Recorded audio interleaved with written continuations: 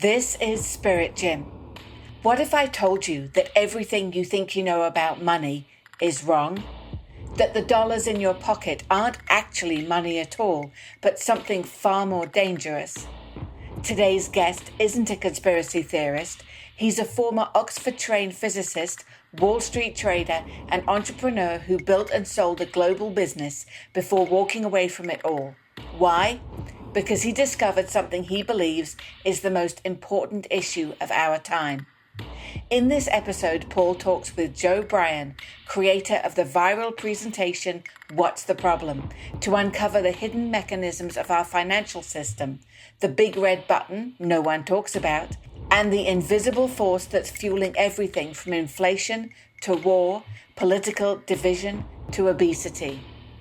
Joe breaks down what money really is, how it became corrupted, and why Bitcoin might be the single most revolutionary innovation since the internet.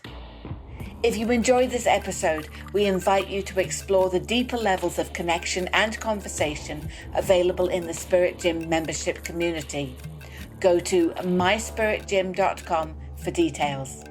Before we join Paul and Joe, we'd like to say thank you for listening, as this podcast would not be possible without you, our subscribers and followers, and also our premier sponsors, Organifi, Bioptimizers, Paleo Valley, and Wild Pastures. You'll hear the special offers and discounts from the sponsors throughout this episode, or visit the show notes page at paulchek.com/podcast. Joe, it's great to have you with us on the podcast today. When I listened to your excellent presentation, which I watched, actually, I can't remember. I had a couple of friends forward me your presentation, What's the Problem? And usually if I get a convergence of two or more people sending me the same thing, it usually means I need to look at it. But I get so much stuff. I have over 63,000 students worldwide. So safe to say that I'm getting stuff sent to me nonstop and I can't keep up with it all. But if two super smart people send me the same thing, I go, okay, I got to check this out. So I watched your What's the Problem presentation, and I feel it was one of the best, probably the best overall explanation of the financial situation worldwide that I've ever seen. And I thought you were probably the most clear and grounded person, not only on the issues of today with money, but what money really is and represents. And so as soon as I finished it, I said, I got to get you on the podcast. So we've been working on getting you on for a while. It's great to have you here. So welcome, Joe. I'm just grateful that I could spend some time with you. I think it's going to be a very big gift for everyone listening. Thank you for the invite to come on, Paul, and thank you to those people who shared the video with you and for watching it. And so, yeah, I'm conscious a lot of people listening, most people listening, won't know who I am or won't know what's the problem is. And so, hopefully after this, they will go and watch it. I'm sure they will. I'm sure they will. And I'm sure you'll give us to do that. In fact, if you want to share where it's at right now while we're on the topic, just so get caught up in the flow of things and forget later, we'll put it in the show notes too. But if people want to watch that absolutely excellent presentation on video so they can actually see your model and everything, where would they go? So you can go to satsversusfiat.com. So that's SATSVSFIAT.com, Sats versus Fiat. But at this point, you can just Google What's the Problem, and you'll find it on the first page of Google. Okay, and it'll be a black slide with a Pixar character on there in white writing. Right. It's by Joe Bryan. So it's been watched around the world so much now, it's sort of ranking naturally on the first page of Google for the generic terms of what's the problem, which is great, and it means more people stumble across it. But yeah, please, even worth just pausing this, going watching it, and then rejoining the conversation after 30 minutes. I'm hoping you're going to take us through the key lessons that presentation gives us as well today. Sure. I know we don't have the slides because, we don't get nearly the video traffic that we do the audio traffic. So we found it's better just to stick with the audio, but we do use the clips from the video, as Penny said. But to begin with, Just so people can get to know you, could you share more about your personal and professional background and what shaped your perspectives on money, finances, and the issues that we're going to explore today? Sure. I mean, that's a big question, but I'm That's all right. We got time. yeah. In my early 40s, I am a northerner from in the UK, and I live in the south of England with my wife and two children. I always loved maths and sports growing up. I ended up going to Oxford, study physics, and then from there I went to Goldman Sachs. I spent 10 years as an equity derivatives trader before leaving the city to start my own business with a partner where we would model sports from a mathematical perspective and write um, mathematical models and bolt them to real-time engineering and created automated trading systems around sports, which we then That's interesting. scaled and sold that. We were acquired by a big bookmaker, and then we spent the last 6 years growing that bookmaker to a global business today. But about 12 months ago, I left. I took the opportunity to step out of that business because 5 years ago, I found Bitcoin. Mm. And it became very clear to me that there is just nothing else more important than working on this. And so, given I was in that fortunate position to take a step out, and I spend all of my time thinking about Bitcoin, trying to educate people about why Bitcoin is important, and then building businesses over the next few years to help the world adopt Bitcoin. Very good. Yeah.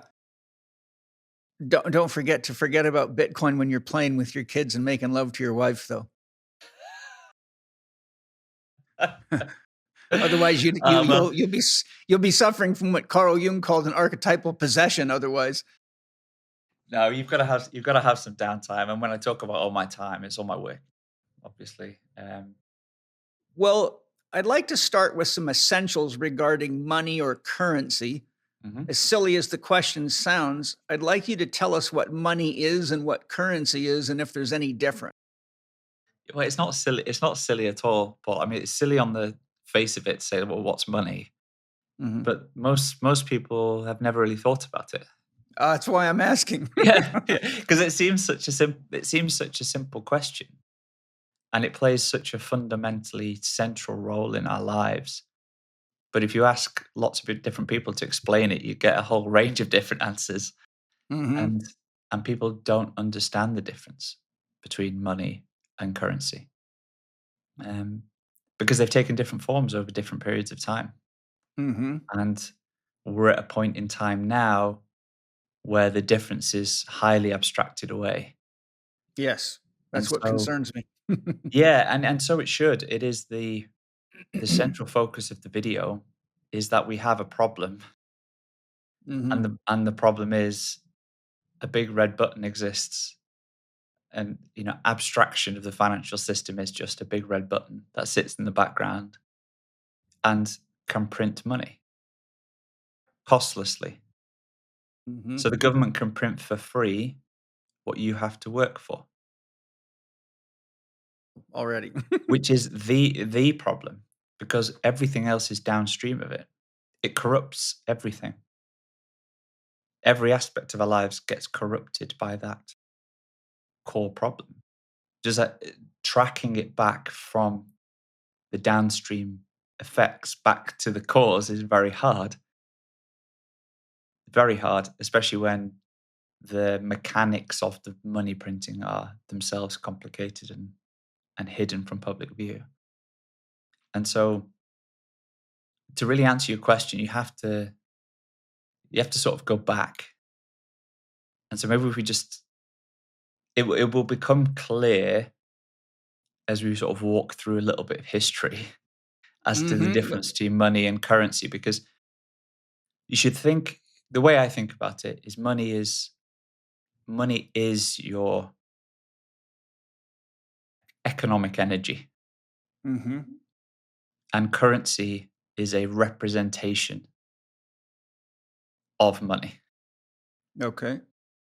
And that that difference may sound quite small, but when I take you through where we came from and where we are now, it will hopefully become a very stark difference between money and representations of money. I'm ready. Yeah. And so if we go right back to the beginning and we think, if we had nothing other than the things we produced, and you were able to produce some carrots and I had a chicken, we could probably arrange some sort of trade between your carrots and my chicken. Yep. Right? That's And it would directly be related to my next question. okay. And but the rate at which we would exchange, one carrot, one chicken for 10 carrots or 15 carrots would be some combination of the quality of those things and the Yes. difficulty with which they are to produce. The Right. value, the tangible value. Yeah, what they represent in terms of your time, your energy, your effort, and the value you're delivering to somebody else being the output. Right. Mm-hmm. But imagine Penny's here as well, and she doesn't want either of those things, but she's got wood to sell. Then we're sort of stuck because you need that, double coincidence of wants. You've got to want the chicken, I've got to want the carrots, or else, we can't do a trade. And so what happens over time is that something else is introduced to sit in the middle. And in the early days, this would have been something that exhibits some certain set of characteristics, something which you are happy to trade your carrots for, knowing that you can then trade that thing for whatever you want down the line. So the thing that you swap it for has to retain that representation of your economic energy. Because Mm-hmm. you've put the effort into creating those carrots in Right. your ingenuity, your time, etc., etc., and they have a value, an exchangeable Mm-hmm. value. So when you swap them for this thing, you need that thing to maintain that economic energy so that you can cash it in at some point for the good you really want. Now, throughout history, that thing has been lots of different things based on the environment people were in. So, it could have been rare shells on a island thousands of years ago, and the rare shells Mm-hmm. are just hard to find. They're beautiful. They're all similar size and shape. You can make them into a necklace. You can easily transfer them. They have characteristics which make them a good store of that economic energy because people value them because Right. they're hard to produce, but they have the characteristics of ease of exchange. So they're Mm-hmm. light, they're hard wearing, they're portable, they're relatively similar shapes. There's lots of characteristics that make something a good money. Mm-hmm. But then over time, different cultures adopt different things. So some cultures have massive stones and they put them in the ground and they just change. They just remember amongst themselves who owns the stone. The stone never moves. They just transfer the stone to each other. It's so big you can't move it around. On the island of Yap, for example, you have shells or you have ornamental beads that are hard to produce. But over time, as cultures begin to interact with each other, what's hard for some culture to produce is not hard for another culture to produce. And so, when the Portuguese or the Spanish ended up going to parts of Africa where, they came across tribes using ornamental beads, they realized they could just produce them much easier than the local population. They came back the Mm-hmm. next year with a boatload of these beads and just bought everything. But and then the local tribe realized this is not a good money because Right. it's hard for us to produce. It's not hard for them to produce. Right. And so what happens over time is that the hardest money outcompetes everything else. And so Mm. this is why the world has sort of trended towards gold Mm-hmm. as that money because it's not it's not perfect on all the measures you would need, all the characteristics you would need of a money, but it's relatively well, it's very hard to produce. It's The rare. supply of gold goes up. The supply above the ground in circulation goes up 1.5–2% a year consistently. So it's hard to produce. It's acceptable. You can form it into coins, for example, so it can become uniform.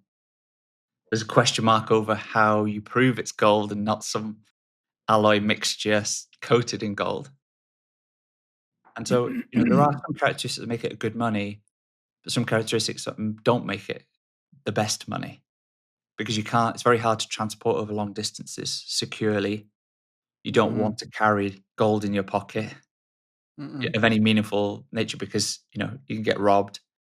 Paying for very cheap things is almost impossible, because how do you pay in a grain of gold? You can't really do that. You can't send it over the internet. And so you've got gold as, consider it hard money with soft edges.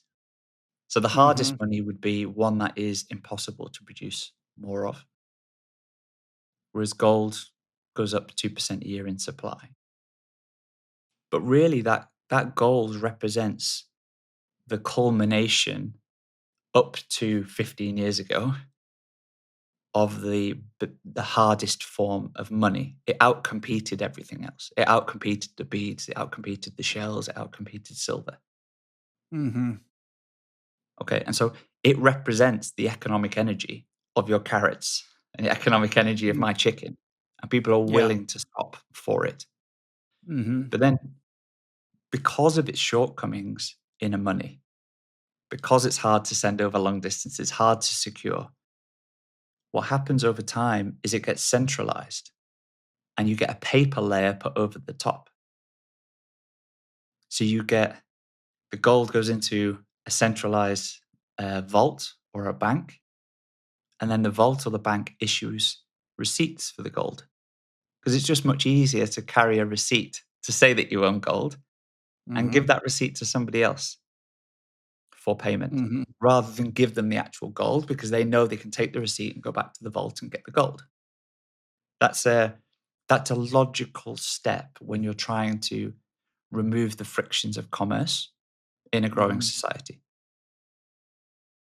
Right? There's a quick question I want to Yeah. throw in here, though, is, I'm sure there's a lot of talk about whether or not the gold's even there Well, anymore. this is another thing. Like, it needs to the perfect money should be instantly verifiable by anybody, anywhere, anytime. Gold severely falls short on that measure as well, and so gold was the best form of hard money until 2009. It's no longer the best form of hard money. And so perhaps we'll get to the characteristics of why that's the case. But let me just finish the explanation of money versus Yeah, please. currency I there. just had to ask you because Yeah. I didn't want to forget, and that's one of the issues. I mean, there's a long story behind that. I listened to Catherine Austin Fitz a fair bit. She's pretty damn sharp on this stuff. And, I think what I'm driving at by asking you the question is the fact that even what we thought was really tangible goods turns out to fall prey to the same illusions that have led me to wanting to have this podcast with you. It all requires trust. Mm-hmm. And we don't need to trust. We shouldn't trust. We should be able to verify. And so gold falls short, and then it gets a paper layer is added on top to enable commerce. And then eventually, even though the paper layer is convertible into gold, you can go and take your receipt to the bank and ask for the gold in return.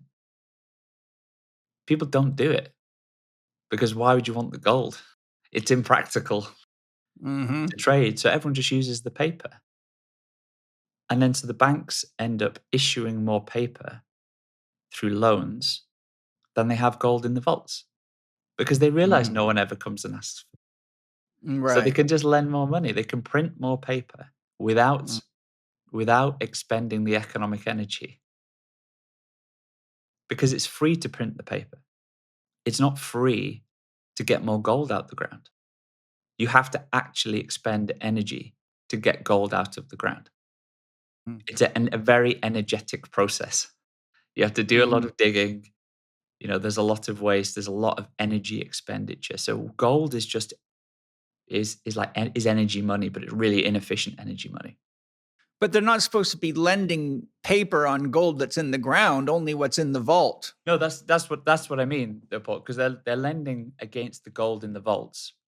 But because it's paper, it's just a claim on the gold. So there's no limit of paper you can print for claims on the gold, as long as no one comes to ask for the gold back. Right, but that's only because of the verification problem, isn't it? Well, meaning not really. That's part of it. Let's just say they have $1 trillion worth of tangible gold, but they've papered 5 trillion. If somebody goes and says, "Show me the trillion," and they can't do it, only then are they at risk of having to go dig holes in the ground. But in the meantime, there's a scam going on. Well, you say it's a scam, but this is just banking. This is just banking. That's the problem. That's the problem. There's the scam, right? Yeah, and I would agree with you. I would agree. That's like saying I don't know what a woman is. Well, I think we're past that point, aren't we? I think certainly UK. The UK has ruled on that point, so it's no longer an open question. But this is how banking works, because they lend money into existence for free, right?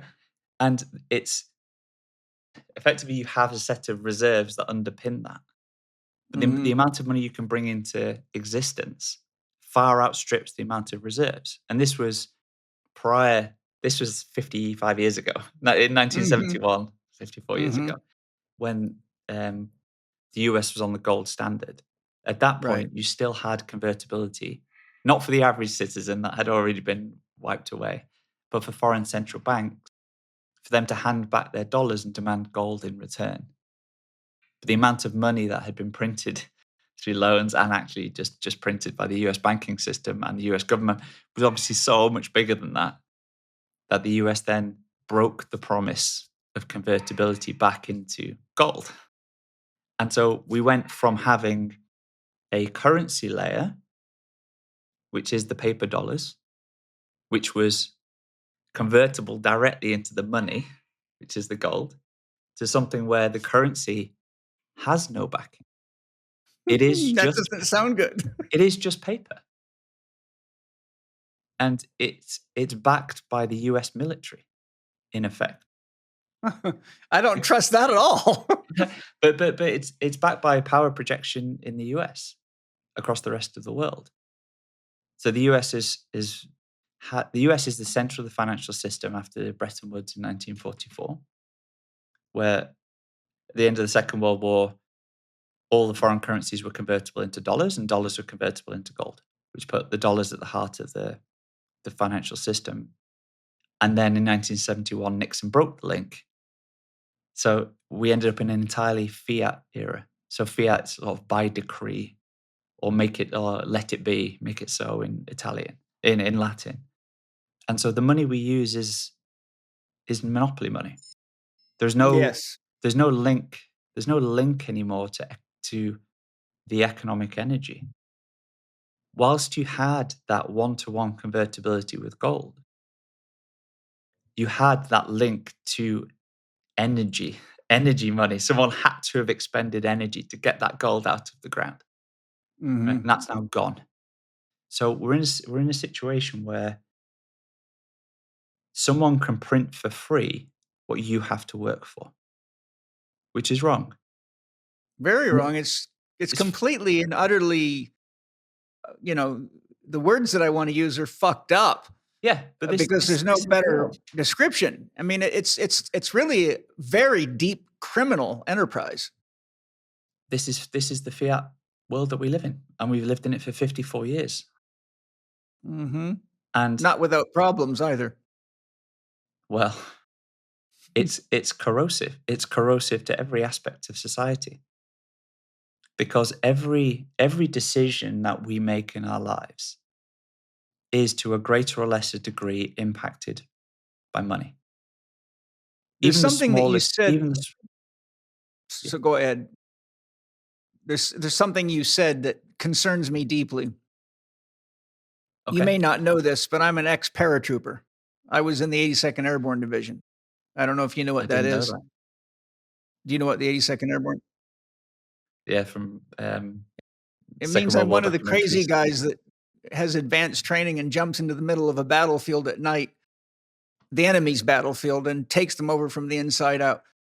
In other words, I've been in the military, an elite level military, and one of the things that you said was that it's backed by the military. And I'm like, okay, wait a minute. We have a problem there because Microsoft produces most of the computer systems used by the US military, houses the servers, and that's Bill Gates. And China is the biggest producer of military weapons for the United States. So you have to ask yourself the question, how secure is the military and who is it and what is it? So again, we have another layer of deception is what I'm saying. The way you get people to use monopoly money is you force them to use monopoly money. There you go. Right, and this is what I mean by enforced by the military. It's power projection of the US around the world, which keeps the US at the heart of the financial system, and they've managed to do that since 1971 because they went from a gold standard to effectively a petrodollar. So, there are agreements between the US and Saudi Arabia and some of the OPEC countries that oil will only be priced in dollars in exchange for security. Security of shipping lanes, security of nation statehood, etc. And this is why classic mafia move. Well, you tend not to hear the US talk badly about Saudi Arabia, do you? Ever? And so funny that. And so funny. Well, there's been wars in every other country in the Middle East apart from Saudi Arabia. Yeah. And so it basically means if you are in the world and want energy, you need dollars because you can't buy oil without dollars. And so since 1971, the US came off the gold standard, effectively took the world off the gold standard because everyone was treating the dollar convertibility as their link to gold. And now every country in the world uses monopoly money. And they all have access to a big red button, which allows them to print as much as they want over time. And this is why the world feels like it's falling apart. Right. This is the core reason. And this is why we have the forever wars. This is why we have the obesity crisis. This is why we have increased levels of homelessness and addiction and the political extremism in the West. This is why we have... Can you tie that in for me? Because you're making a jump here to obesity, addiction. There's a big jump. I'm sort of setting the scene. I need you to kind of connect the dots for me here because I'm aware of all this, but I need to know how the dots connect so that I'm not just assuming things. Hi, everybody. I sure hope you're enjoying the podcast. A couple of months ago, Organifi sent me a couple of bags of their new Shilajit gummies to sample, and I was blown away with how great they taste and how much my body loved them. Having used Shilajit paste for many years, I've never been a big fan of the taste of it, but when I tried Organifi's new Shilajit gummies, I was truly impressed. The texture and consistency of the gummies is excellent, and they have just enough natural sweetness to let me feel like I'm getting a lovely, healthy treat for both my mind and my body. Shilajit is a unique, potent mineral paste from the Himalayan mountains. It contains an abundance of trace minerals, antioxidants, organic acids, and nutrient-transporting compounds. It's been known throughout history to help boost vitality and strength. Just pop a couple gummies and chew, or suck on them slowly for a steady release of the delicious, earthly, but slightly sweet natural flavor. Your taste buds will enjoy the delicious treat while your body soaks up the massive amounts of feel-good nutrition. Rich in fulvic acid, humic acid, vitamins, enzymes, bioflavonoids, antioxidants, metabolites, and over 40 trace minerals, Shilajit gummies can help support energy production, support performance and recovery, support healthy muscles, promote collagen synthesis, support healthy hormone levels, increase cellular energy, decrease fatigue, and promote heart health. I absolutely love Organifi's Shilajit gummies and went through 2 bags in no time because my body craved them so much. I reached out to Organifi to get more right away, and I bet you will too. To get your 20% off for Living 4D listeners on your Shilajit gummies, go to Organifi, Organifi.com/CHEK20. On checkout, use the promo code capital C, capital H, capital E, capital K, 20. That's Chek 20 on checkout to get your 20% discount on your awesome Shilajit gummies. I honestly love these things. I know you're going to be just amazed with how great they taste and how good they feel. So if you had perfect money, you would not be able to print for free what someone else had to work for. You would have a money that could only be brought into existence through proof of work. Someone would have to prove they did some work to bring some money into existence, and everyone would be able to compete to do that. Great. Now, that's Bitcoin. And we'll come back to that after. To join the dots and why that is the case with fiat currency, just think about what happens when somebody presses a big red button and can print money for free. It devalues the money. It devalues the money. But what does that really mean? It means from one day to the next, they've brought more money into existence. And whereas the amount of goods and services in the economy hasn't changed. So the natural effect of that is to start to increase prices. Mm-hmm. And so you start to see inflation. And inflation takes three core forms. And I'll run you through each of them and you'll see how this layers into society. And the first one is that it's effectively I'm using government and central bank interchangeably. Okay. Try and keep the terminology simple and sort of brackets it's the pretty bank. True. Well, it is. I mean, they will say they're independent, but they're not. Yeah, we know better than that. We know better than that. And then brackets the banking system. But when the new money comes into existence that is printed, it's in the pockets of the government and the banks. And so to get into the economy, it has to go from the government and the banks to those connected to the government or the banks, which tend to be those businesses who are servicing the government or individuals who are servicing the government. So they tend to get the money first because that's how it comes into the economy.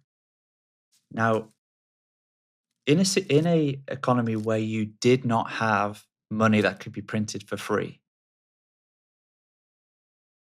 and you have a free market, the only reason prices would change is that there's a change in demand and supply. If the demand for something goes up, the price goes up. If the supply for something goes up, the price goes down. And so all the price changes are a function of demand and supply. But suddenly when somebody starts spending extra money, that looks like extra demand, but it's just extra money. And so the prices start to increase for the businesses, or the businesses connected to the government start to become more profitable because they can charge more, they extract more money without their costs going up. Right? Because this is just extra money coming into the economy. Isn't that what Doge is revealing? Well, yes. Yeah, Doge is peeling back the curtains and allowing the public to actually get a glance as to the wasteful spend and outright fraud that happens behind the curtain previously. But this is happening in large part because they have a big red button. There's no accountability. When you can print as much money as you like, you don't have to care about the result because you know you can just print money to cover it. And Who so, are some of the intermediaries that you're speaking of about the examples of the middlemen between the government and us? well, I mean, it's typically the banks. The banks are the first port of Oh, call. okay. But over time, you get the pharmaceutical industry, you get the weapons, the defense sector, Hmm. obvious one. Those that benefit from government spending directly, So they have contracts with the government contracts. usually. And the bigger those industries get, the more and more, the closer and closer they become to the government, and they push the government to regulate them. You've got to regulate us to protect the public. But what tends to happen is what happens when you regulate is you reduce competition for the people who are regulated. Right, because they're And the ones making the decisions. exactly. And so now you have more and more red tape, more and more higher and higher barriers to entry for new companies to come in and compete with the existing companies. So you end up with a small number of companies getting very, very rich, servicing the government with very little competition. And when you don't have competition and you have a buyer who is price insensitive because it's not their money, Right. you get prices going up and quality going down over Exactly time. what's happening all over the world. And But, isn't this just classic mafia strategy? well, I mean, your words, not mine, Paul.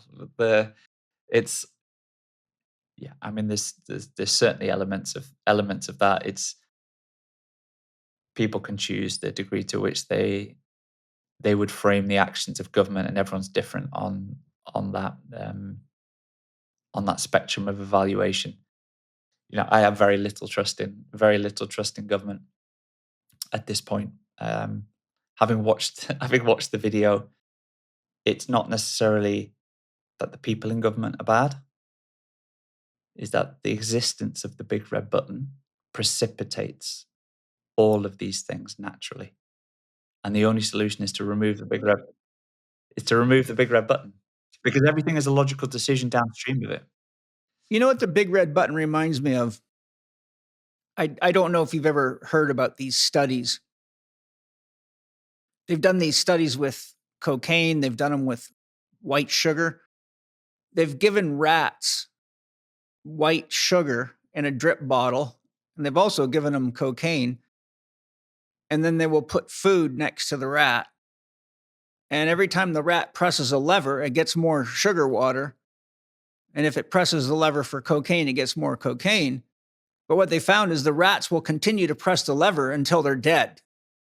They won't eat the food. They won't stop and eat the food. They will just drug themselves until they're completely dead on sugar or cocaine. And it seems like that's what the big red button is doing to the people that have access to it. Yeah, I mean, I would say that's true. It's also true of the population downstream Well, they don't because have any other button to push. there's no well, there's no option well, it's a slightly except different. Bitcoin. I know you're going to say. It's a slightly different button for a lot of the population to push downstream, but as a consequence of the money printing, the way people think about their own lives changes.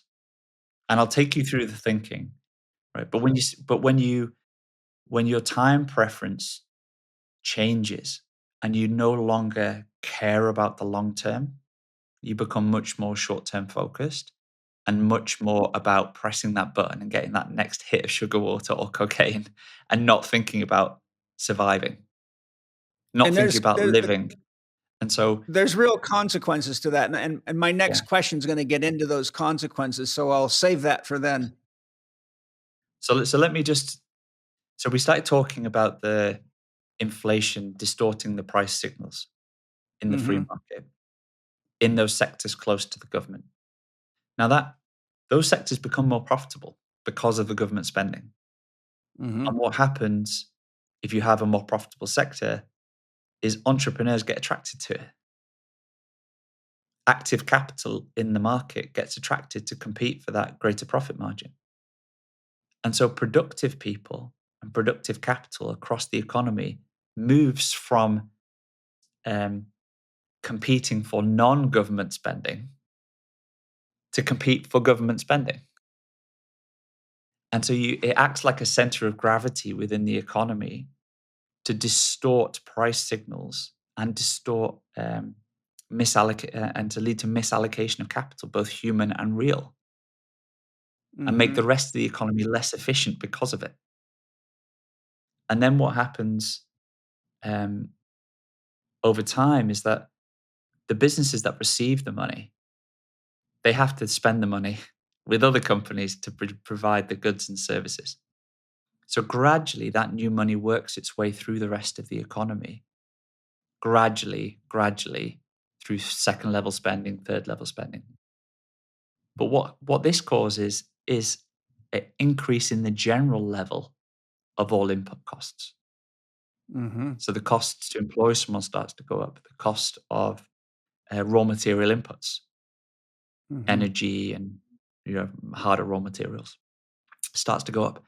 And now every business that is in the economy that is reliant on these inputs and sees these input costs going up is now faced with a decision. I'm an entrepreneur. I'm taking risk to build a business, to employ people, to take inputs, to produce a good or a product or a service. Now, my recompense for doing that is making a profit margin. If the profit margin is not great enough to compensate me for the risk I am taking, I'll close the business down. I'll go and work for somebody else. They can take that risk. Right. But because all the input costs are going up, every business now has to figure out a way of reestablishing the profit margin they needed to justify running the business. And so you're faced with a choice between three things. So if you think about a product, you could say, well, my costs have gone up. I need to raise my prices.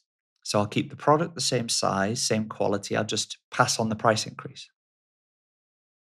Now, obviously, that makes the customer poorer because they're now having to pay more today for less. The same thing that they bought for less yesterday. Yeah. Or if I don't want to put the price up, I could keep the quality the same, the price the same, and just shrink the product. So now just make it 10% smaller, and it's shrinkflation. And now it's sort of hidden inflation because the price hasn't gone up, but the customer may or may not notice the packet's slightly smaller. Or they just dilute it with something that has little value. Exactly, which is the next one. Okay. And so, I'm thinking you've got, but even that shrinkflation makes the consumer poorer because now they're having to pay the same but receiving less. So they just have to buy more of it. But the third one is to keep the price the same, the size the same, but compromise on the product. So to make the product worse. Right? And typically you do that by using lower quality inputs, reducing the cost of your inputs again by moving to a cheaper alternative, typically of lower quality. Such as synthetics instead of actual. And so what happens to the food sector is that standards gradually decline as fresh produce is increasingly replaced with industrialized sludge. Now this then leads to a health crisis because people start ingesting things that they're not supposed to be ingesting. The food becomes unhealthy and the healthier food becomes more expensive. And as your population is getting squeezed by the prices going up everywhere because money's being printed, they are forced to use lower cost alternatives, which are unhealthy. And so you start to see a health crisis. You start to see an obesity crisis. This is all just downstream of the money. This is because there's a big red button. This is because there's a big red button. That exactly is what's driving the medical drug industry and the medical industry. Those two are feeding off each other. That's been known for quite a long time. But you're the first person that I've ever seen connect it to the money system. I thought it was just greed entirely before. The money. It's entirely the money, Paul. The money's at the root of all of this. If we had perfect money, nobody could print for free what you have to work for, and no trust was required. Then what naturally happens is that prices fall and quality goes up. which is the polar opposite of what we have today. What we have today is prices go up and quality falls. Now, you're probably going to say, well, why should prices fall and why should quality go up when you have perfect money? Right. Well, I think I can connect the dots, but go ahead. Oh, well, great. Maybe I'm... well, for everybody listening, I'll take you through an example, and within 2 minutes, you will understand the natural state of the world is deflationary and quality should be going up. I want you to do that, and then I have a question. Okay, great. So within the video, which I hope you will all go and watch, there's a group of people who get stranded on an island, and they don't have anything, but they have to sort of suspend your disbelief that they can create whatever monetary system they want, despite being in rags. And so they create perfect money. And the video describes what perfect money is, and we can dig into this when we talk more about Bitcoin. But it's something you can't print for free. It's a fixed supply over time. And when they first arrive at this island, because they have nothing, they've just got to survive. In the same way that you and I and Penny, if we were washed up on an island, we'd just be surviving. We'd each be doing our own fishing for our food, cutting down some trees for firewood and trying to, cobble together a shelter. And that would be really inefficient because you don't really have much excess. You're just surviving. Whereas one of us is probably slightly better at fishing. One of us is slightly better at cutting down trees and one's slightly better at building houses. So we just specialize. I'll do the fishing, you cut down the trees, and Penny can build the shelters. And then all of a sudden we start to have excess. Because I can catch more, you can cut more, she can build more in the same amount of time. And the quality's higher because you're better at doing it. And so what happens is quantity goes up, so prices fall when we have to exchange it with each other. Because I can't build a house out of fish, you can't eat wood, right? So you've got to trade with me, I've got to trade with you. But because we have excess, the prices fall. And the quality goes up because we get better at it over time. And it turns out it's not just the three of us on the island. There's hundreds of people on the island, lots of people fishing, lots of people cutting down trees, and lots of people building shelters. They're all competing with each other. And when you're competing with each other, you compete on price and quality. And you buy the highest quality at the lowest price. And the more time you spend on your processes, the better you get at them. When you free up excess capital by becoming better, you can invest that capital further in your processes to further improve. Or you spend, you don't work as much and you free up some time. And that time allows you to think and innovate and design to further improve your processes. So over time, the combination of specialization and competition increases quantity, increases quality. So prices fall and quality goes up naturally in a free market over time. Now, 2 minutes, that's basically what humans do. That's just human action. This is what happens when you leave people alone. So we've shown there that the world is naturally deflationary. So why the hell have we ended up in a world where the prices go up and the quality falls? It's 180 degrees the wrong direction. Okay, it's because of the corruption of the money. And so we end up with this inflation hitting us from all these different angles. And we've only covered 2 of the 3 angles there, Paul. And we'll come back to the third one, but I know you had a question as a follow-up to this 2 minutes. I do. Because you just said something very interesting. You said it's a corruption of the money, but it leads to me to ask you, doesn't this really directly at moral and ethical degradation and implications? Because it's not money corrupting money, it's people corrupting money. Very good point. Very good distinction. And this we've had religion for thousands of years, and I must say that its track record is very bad right now. Yeah. So what would the perfect money? Well, if you're talking about the money that you were just speaking about with the natives, right? Yeah. Well, you would have to produce the goods and the services because if you didn't, then the customer would not come back. Well, that's true. That's true. You would just die to your competition. But there's another problem with that model I want to bring up to you because it's relevant to the world as well. Sure. So we've got the moral and the ethical implication, but the other thing is what happens when you run out of fish and you run out of trees and you can't build homes because you run out of resources.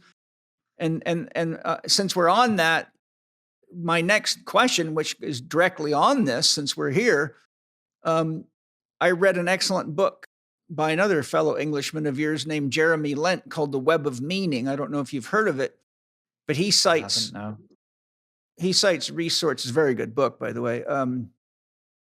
He cites in that book that I don't remember exactly how far back this statistic goes, but it has to do directly with the industrial age, that the rate of extraction of natural resources relative to what nature can reproduce has been for many, many years now 1.75 to 1. So if you go to your island situation and we have an extraction rate of 1.75 to 1, we're heading for a very dangerous situation, which is, I think, is exactly what's going on in the world as well. Okay, well, you've asked me 3 questions there. I'll touch on 3 different things. Well, you're a smart guy. So I'll let you handle them one at a time. Let me go back and try and answer them. So the first one is the moral question. And I said, so what would you do with perfect money? Perfect money shouldn't care what humans do. It's having the option to corrupt the money is what corrupts the money. Mm-hmm. Because just there being a big red button that somebody could press, even if they promise not to, the fact that it exists means in the fullness of time, it will get pressed. There will be a set of circumstances. Somebody justifies to press the button and print the extra money. They will. And this it's throughout history. There's a scary parallel here, Joe, between the big red button that prints money and the big red button that launches nuclear weapons. I hope you realize that. Well, yeah, I mean, again, that's a consequence of the money. When you can print unlimited amounts, you can fund war indefinitely until you've impoverished your entire civilization by debauching the currency. So, Bitcoin is, and we'll come to this, Bitcoin is the greatest force for peace in the world because it defunds the big red the war machine. It defunds the war machine. So we can come back to we're coming back to a lot of things at the moment, but we'll come back to that as well. That's all right. We're having fun. And so if you want to remove all moral question from the money. That's a great idea. You want to separate money from human interference, full stop. That's what you need the money to be. And that's Bitcoin. Yeah. And that's Bitcoin. Okay. So that's the first one. The second one is you asked about the resources running out. And this is a point that people do raise. But they raise it without necessarily thinking about free market processes. Because if you go back to your demand and supply, if the supply starts reducing over time, what should happen to the prices? They should go up. Which should mean what for demand? It has to go down because not everybody can afford it. So demand falls to match supply. And it's a signal to the free market that some innovation would be profitable. It's like a self-correcting feedback loop, like an air conditioning system. That's the free market. The free market is a self-correcting feedback loop if you don't corrupt it. Right. But what tends to happen the world over is that governments see price imbalances as a failure of the free market, not inherent to the functioning of a free market, and therefore they interfere with it. They interfere through regulation or price caps or subsidies or anything like this, which distorts the price signals. And when you distort the price signals, you corrupt the free market. How can somebody make an economic decision if the information they're relying on is corrupted? You can't. Yes. So the point that this makes me want to bring up is what you're saying is very logical, right? You can see you don't need to have a lot of experience as an adult with a checkbook and with a business to see that what Joe's saying right now is just straight up logical and rational and factual. But the thing that leads me to be questioning you about is, okay, well, you mentioned how once the prices go up, then the government gets involved and they start price capping.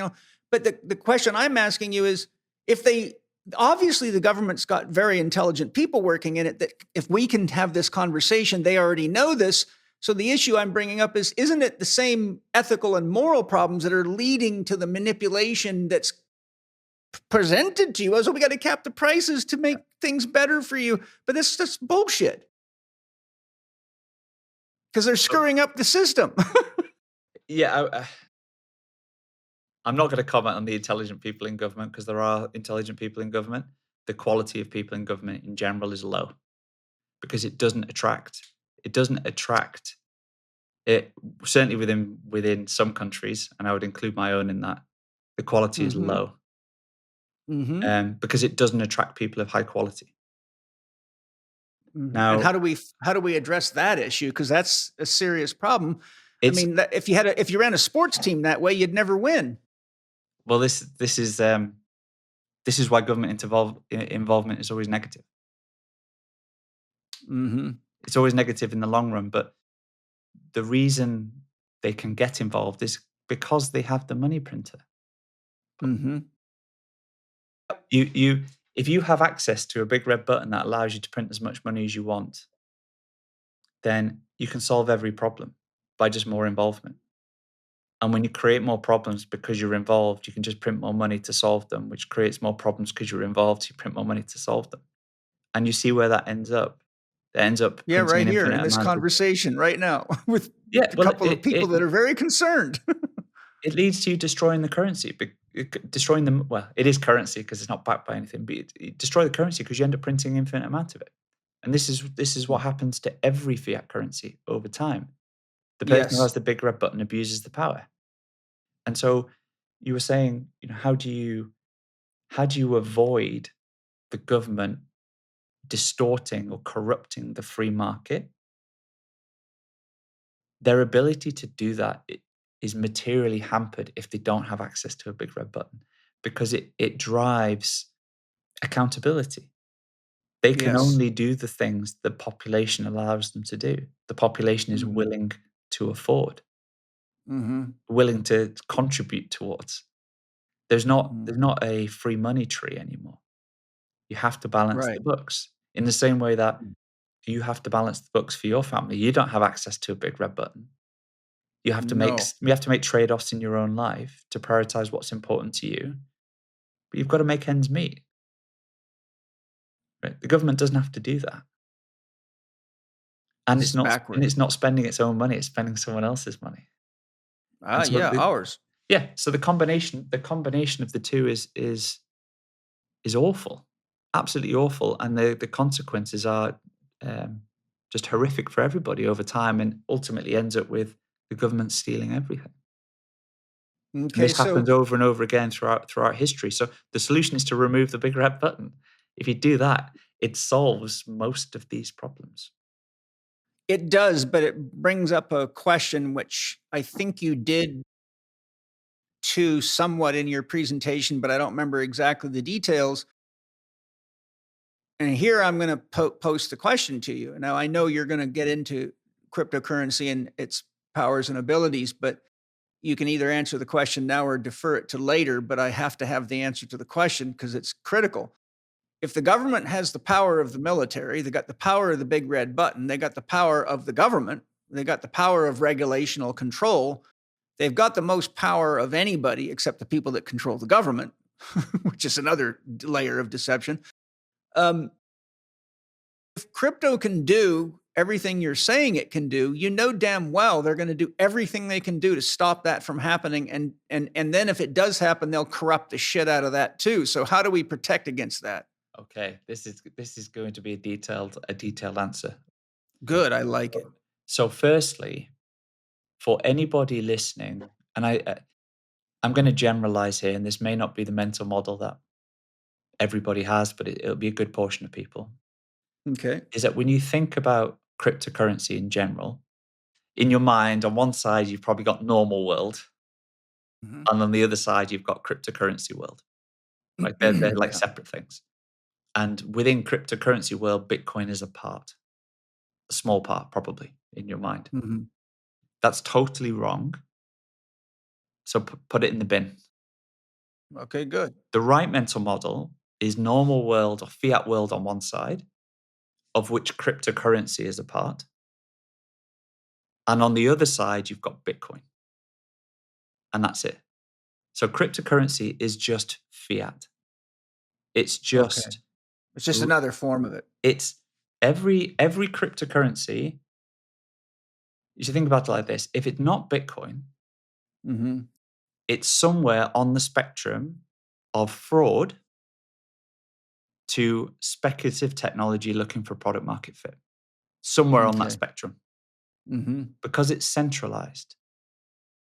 It has a founder or a CEO or somebody with a level of control. Okay, it is not Bitcoin. It is just so removed from Bitcoin. It shares some technical overlap because they've taken elements of Bitcoin and applied them. But most cryptocurrencies are don't need to exist. The vast majority don't need to exist. They can be done with a database. They exist to enrich the founders. Or to sell an idea or as a speculative technology, trying to find some credibility and some fit. So think about them as unregulated penny stocks and expect to lose all your money. They are all going to zero. They are all going to zero when measured in Bitcoin. Right? Yes, but what doesn't go to zero is how much of the money the founders of the companies put in their pockets while pretending to start this, fake meat company or bug-based food company or vaccine company, all the shit Bill Gates is up to every day so beautifully. Well, again, that's all fiat. That's a lot of this is enabled by the money printer. Right? It distorts and the government. By one step removed. It's because they have access to this. And so just consider all cryptocurrency, this is not Bitcoin, as something to ignore. Something to ignore. Now, Bitcoin is different. I want to hear this. I need this lesson again. So we think about perfect money, as we've talked about before. You've already said it needs to be beyond human control. Yeah, it needs I to agree. be completely separated. So nobody should be able to control it. And that includes, by the way, has to be beyond AI control. Which it is. And so it is rules without rulers. And so just by owning Bitcoin doesn't give you any special privilege. You are a participant. Just like having carrots doesn't give you a special privilege. Yeah, I mean, you have some carrots and they might become, useful for exchange in the future, but it doesn't give you any control over the production of carrots or anybody else's usage of carrots. And so perfect money needs to be beyond anybody's control. It needs to be fixed in supply in the long run. And the production of it needs to be linked to the proof of work. You need to do work to bring more Bitcoin into existence. In the same way that to bring more gold into supply, you have to do the work. But you do the work really inefficiently. How do you fix something in supply, though? I don't mean to interject, but I don't want to get lost. So I have to get clarification. So because if I'm lost, a lot of people will get lost. So how do you fix something in, I think you said supply, if I heard right? Yeah. So for Bitcoin, it's rules without rulers. It's open source code that the whole world can see. You can verify yourself. And the total supply of Bitcoin that will ever exist is 21 million. And each Bitcoin can be split into 100 million parts in the same way that $1 can be split into 100 cents. One Bitcoin can be split into 100 million. So, when you see the price of Bitcoin on the TV and it's $100,000, that's for one Bitcoin, but you can buy 100 millionth of a Bitcoin. You could buy 1,000 Satoshis for $1. And so Satoshis to Bitcoin is like cents to the dollar. And so it's fixed in supply programmatically. There is a monetary policy of Bitcoin that is known for the next 120 years. Every 4 years, the production rate of Bitcoin halves, and it will be capped at 21 million. And so you probably heard of Bitcoin mining. Just I think through you. Yeah. Okay. Well, in the same way as gold companies would expend energy getting gold out the ground.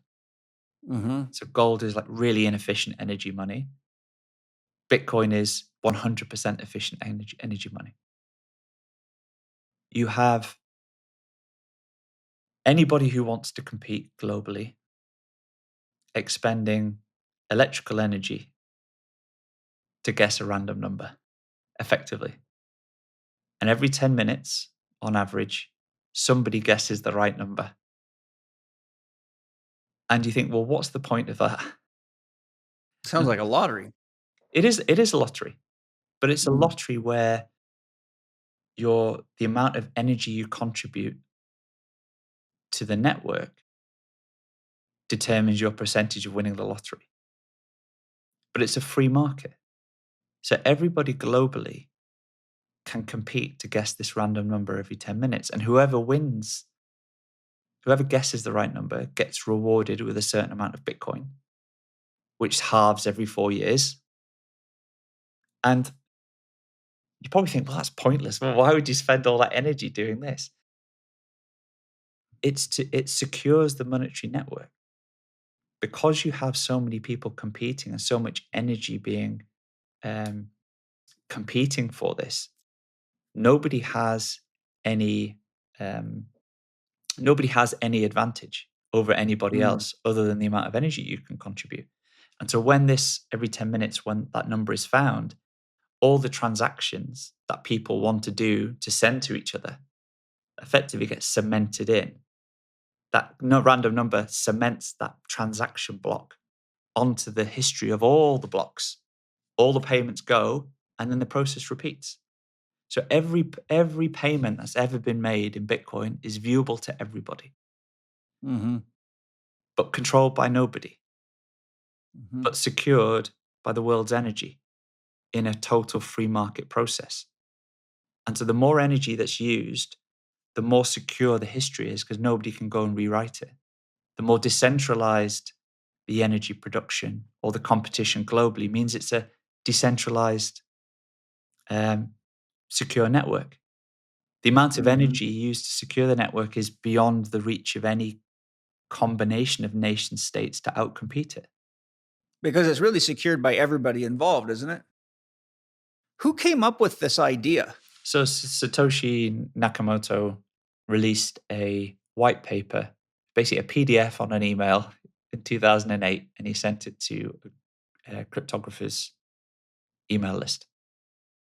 And he said that, and you can go and read the white paper. It's fantastic. It's only 4 or 5 pages long, and from there, we are on a path for Bitcoin to represent the entire value of the world. To go from an email to representing the entire value of the world is, that's the path we're on, Paul. Because who is this guy? I need to know more about this person. Okay, so they disappeared. So they worked on it for 2 years. We don't know if it's single person, man, woman, group. They released the open source code. Everybody can run it on the machine. Everyone can audit it. There's lots of people who develop it and push changes and these sorts of things and try and improve it over time. But it's all optional. It's an optional network for everybody to join. And he's never he was the only one mining it to start with. And so he had lots of Bitcoin, but he's never spent them. He's never even moved them, ever. And so people suspect they are dead. Is this a Japanese person? I don't think so. I mean, Satoshi sounds Japanese. Yeah, but I think it's a pseudonym. I think natural. I mean, there's lots of writings on, forums and the paper itself, interacting with other developers and things over time. I think it's commonly understood or believed that they're native English speaking. But should we be concerned about this invisibility, or do you think maybe it's just people trying to protect themselves from what happens to anybody that comes up with like free energy devices or cancer cures? They disappear. Well, the reason in the very first that was mined, he left a message, which was a headline from the Times on the 3rd of January, 2009. And all it said was, Chancellor on the brink of second bailout for the banks. That was written in the very first block, in the Genesis block. And so this money was created to separate money and state. It is to separate, it removes the big red button from the governments. And they can't stop it. Nobody can stop it. Nobody can control it. And it's decentralized. So you think about Bitcoin as being neutral money for the world. Decentralized, beyond the control of anybody. Censorship resistant. Nobody can stop you sending it or receiving it from anyone at any time.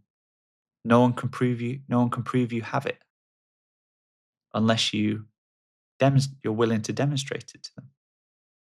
You could even hold it in your head as 12 words. Now, how do you verify it then if no one can prove you have it? Like if you have gold currency as a standard, you can verify it, but you can't verify this, yet you said the ledger is open, so I'm confused. The ledger is open for everybody to see. You can see the history of every Bitcoin. Every Bitcoin's entire history is open to everybody in a pseudonymous way. But no one's names are associated with the addresses for where these Bitcoins sit. So you can buy Bitcoin, have it, don't tell anybody. You don't have to volunteer the information as to which address is yours. Nobody can prove you still have access to it. No one can stop you sending or receiving it. It's the only thing you can truly own, but everything else can be taken away from you. Bitcoin is beyond seizure. It is beyond censorship. It's the only thing. Everything else exists in the fiat system.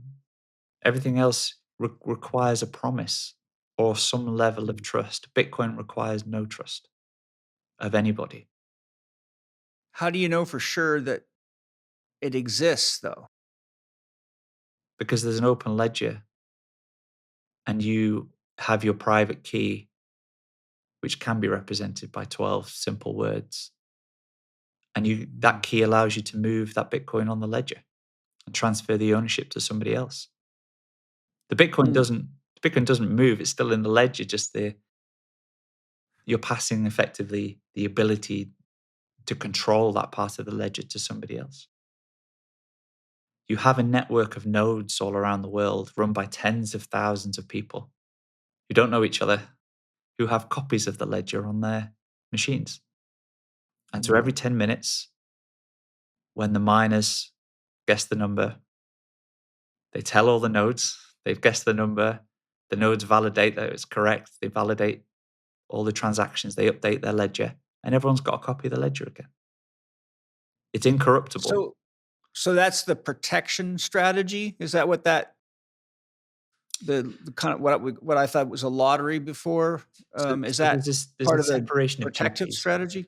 I would consider it a separation of duties, Paul. The nodes, think about the nodes as being who maintains the ledger. and the miners who secures changes to the ledger. I hate to sound stupid, but I still am lost as to what coin actually is. Like, what's on the ledger? Like, we're not talking dollars and cents here. What are we talking? Well, it's very similar to the world we are going to, Paul, is a cashless society. Mm-hmm. Cash is going out of existence, and in some parts of the world that's happening rapidly. In the US, less so. Mm-hmm. But there is a point in not too distant future where cash doesn't exist. Everything is digital. Now, do you question where your dollars are in reality and if they're in your bank account? Probably not really, because they're in the bank account. You just see the number on the screen. Bitcoin is similar. So think about it as being digital money. It's purely digital money. It's electronic cash. It is the fusion of digital money with cash. Because right now, you take $5 out of your wallet, you go and buy a coffee from a street vendor. You give the $5 to them. There is no third party involved. You give it to them. Nobody is stopping you from doing that. And nobody's cash? In cash, $5 note, nobody's taking a slice out of that. But the society we're going to is that won't be possible anymore. Mm-hmm. You'll have to pay them digitally. Mm-hmm. And when you pay them digitally with $1, it's your bank permissioning your transaction to their bank, permissioning the receipt of that to credit their account. There are two third You parties. meaning my personal account or ledger is the bank? That's where your money sits. That's the person who's maintaining their private ledger, and only they see that. Your other bank that you bank with that doesn't see Bank A's ledger only sees its own ledger. And so you have this series of permissioned transactions to enable you to transfer the $5 to the street vendor. And they take a cut. The street vendor doesn't get the $5. They get $4.90. Right? And then when he spends that $4.90, it becomes $4.80. And so where's the 10 cents going? The banks, the credit card companies, the middlemen. So the middlemen permission the transaction and they take a slice of it. And this is the world we're going to. So they're going into Bitcoin then? Well, when you say they, the banks, etc. Yeah. The people that are taking the cut. Well, everyone's moving to Bitcoin over time. But I give that example to help you, I guess, reduce the distance between the way that you think about Bitcoin and the way that you think about your dollars. Well, one thing that concerns me, and I need you to help me clear this up, is because what you're describing here doesn't seem very much different than digital currency or a fiat currency, in the fact that there's nothing there that really, there's no gold in the bank. So how do we deal with the issue of extractive capitalism and address the issue of 1.75 to 1 extraction rate, because we could still destroy everything with Bitcoin? If you have listened to even one episode of Paul's podcast before, then you will know that he is passionate, and some would say even fanatical, about the quality of the food he eats and where it is sourced from. That is why the Chek household only eats pasture-raised meat, wild-caught fish, and organic produce. And that is why we subscribe to Wild Pasture's meat delivery service. Each month, Wild Pastures delivers a box of meat that has been raised by family farmers in the USA using regenerative farming practices.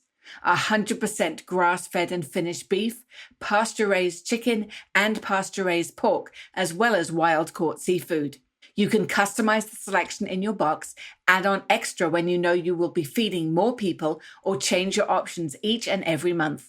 You might be thinking that this will be too expensive for you, but Wild Pasture's mission is to offer the highest quality meat at the lowest prices because they want to transform the meat industry.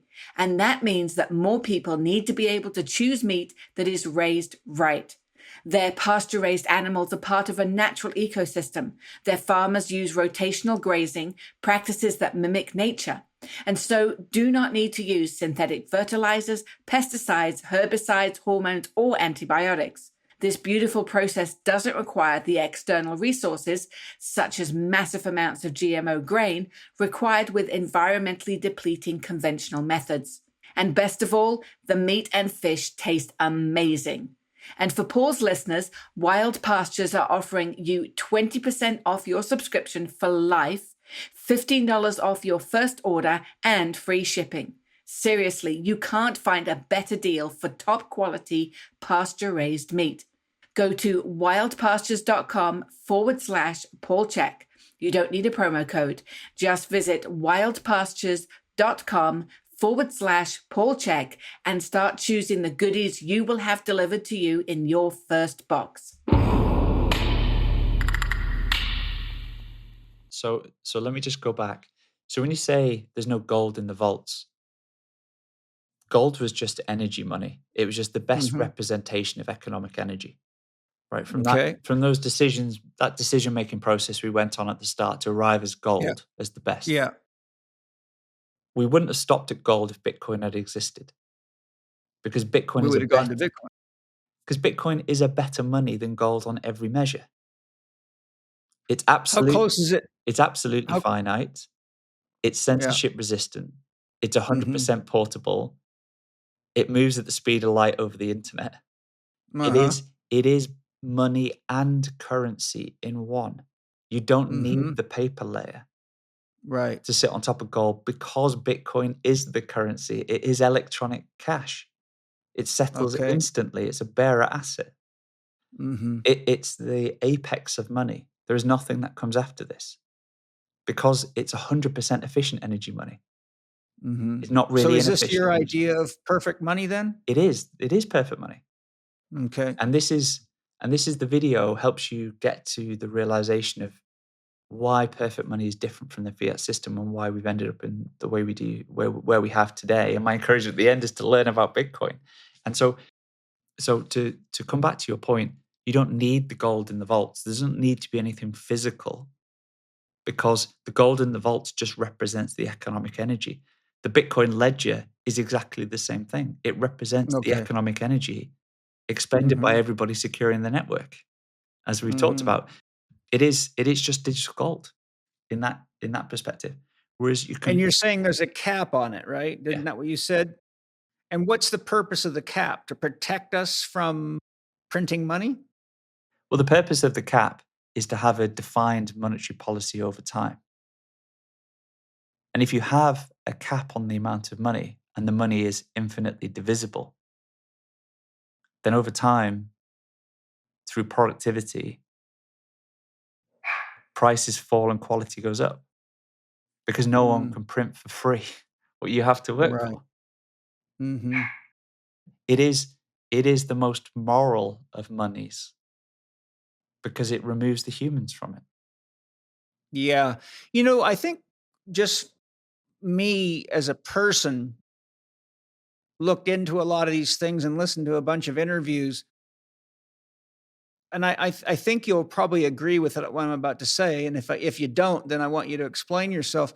I think what I feel inside is that Bitcoin is such a radical shift in the way we look at, understand, relate to, and use what we're calling money, that I think, even though it's very common sense and straightforward for you, because you have the right mathematical modeling, you have the right brain structure to get it, and you spent a lot of time investigating it.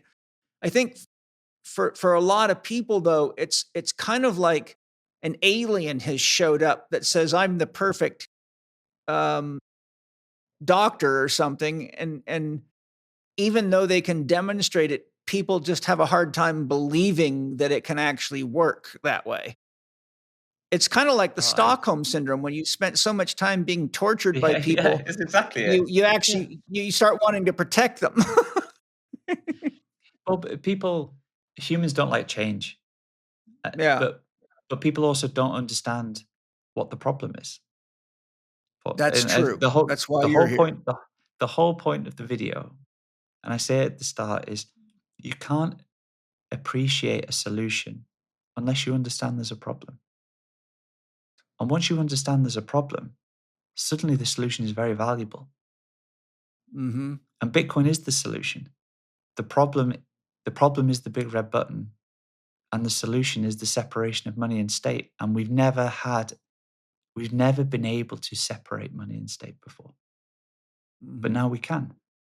Now we can. And what do you think? What do you think the repercussions will be as Bitcoin becomes more popular and it starts to put a pinch on the devils of the fiat system? Bitcoin is, in my view, going to eat the world in the same way that the internet, the world today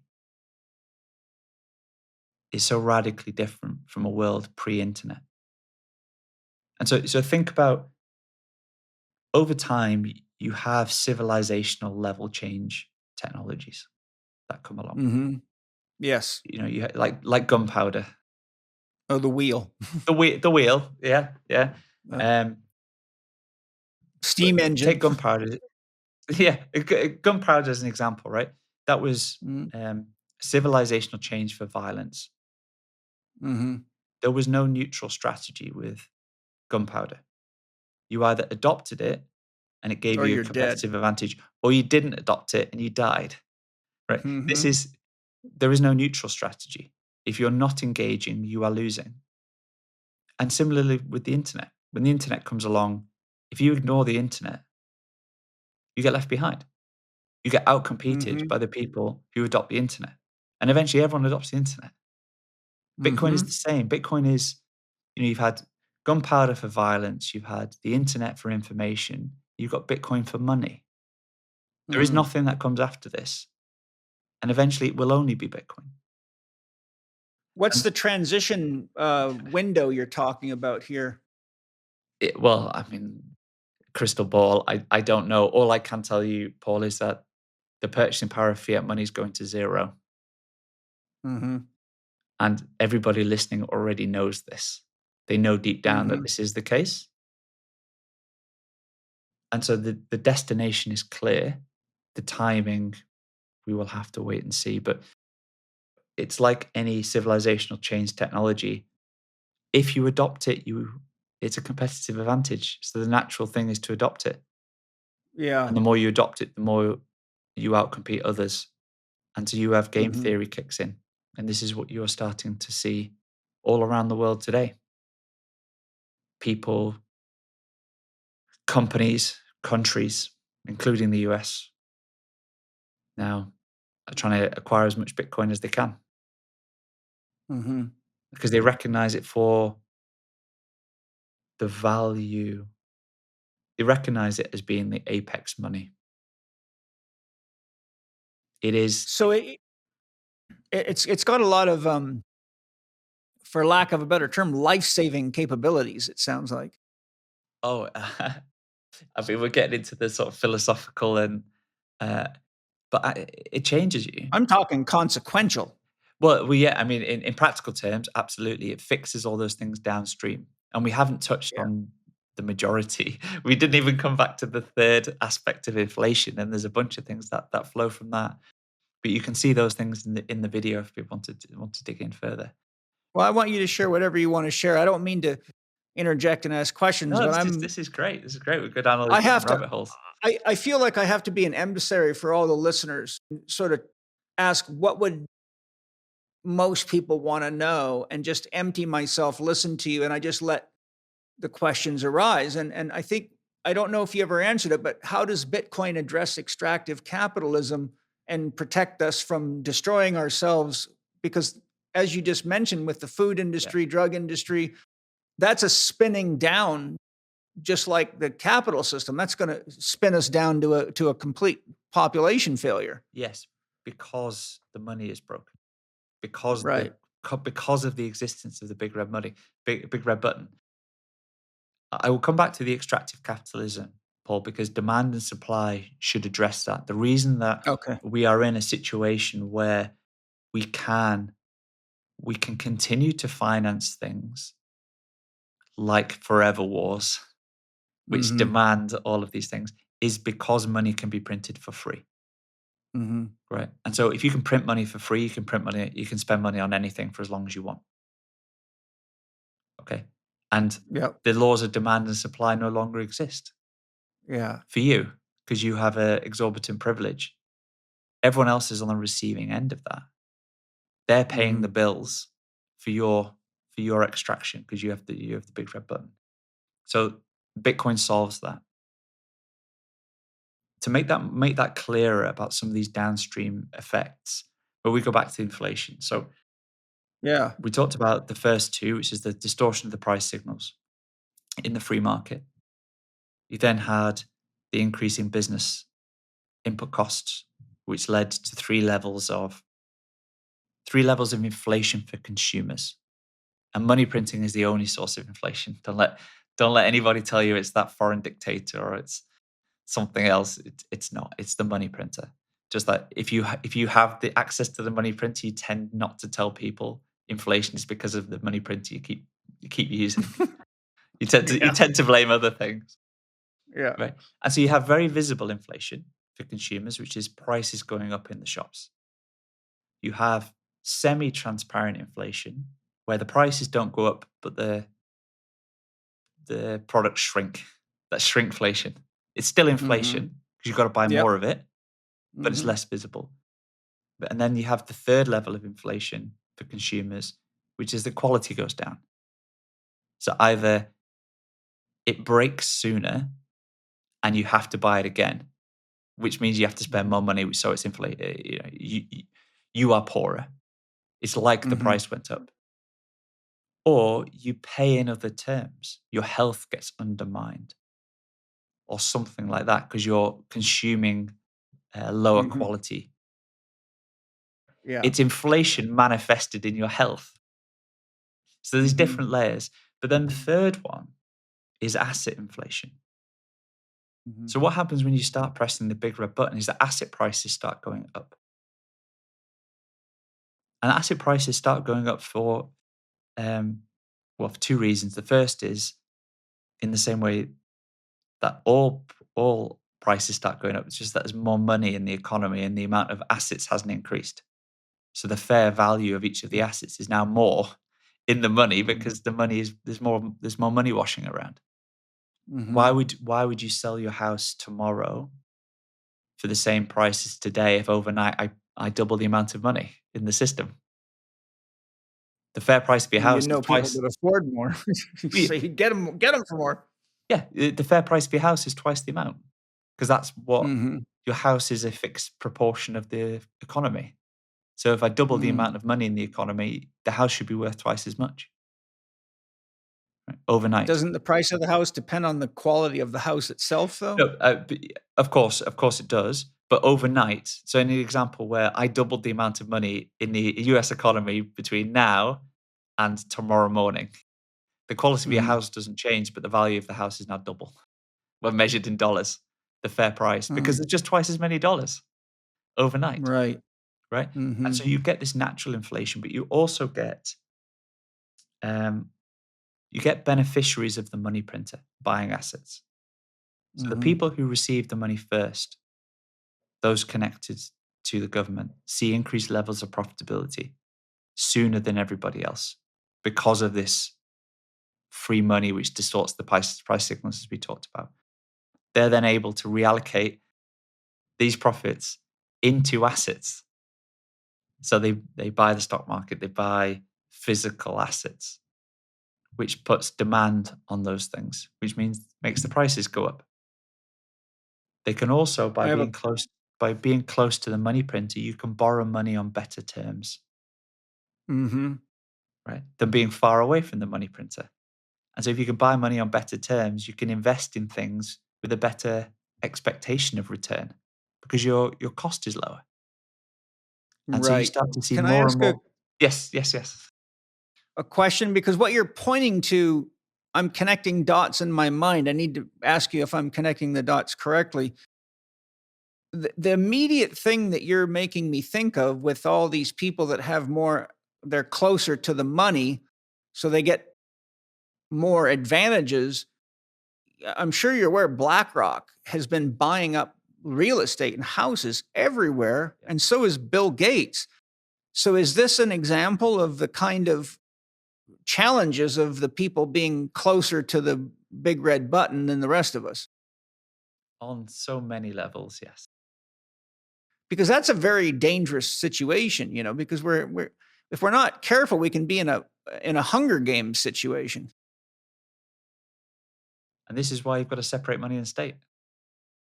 Nobody should have exorbitant privilege in the economy. Nobody.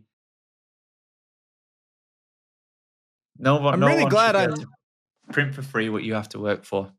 I'm very glad I'm having this conversation with you. I'm not only glad for my own knowledge, but I'm glad for everybody listening, because, and this struck me like lightning when I watched your presentation. I mean, it was really quite a profound presentation. And what was profound about it is how simplistic you presented it. I mean, it was like I found myself almost in the same experience as when I first watched the Matrix movie.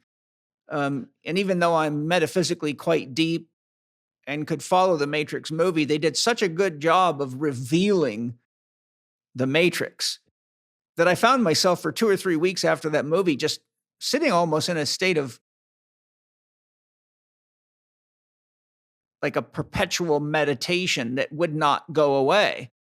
And now I'm looking out at the world from the perspective of the Matrix, and then I sort of eased into the fact that, this is not just a movie. This is telling you something very fundamentally real.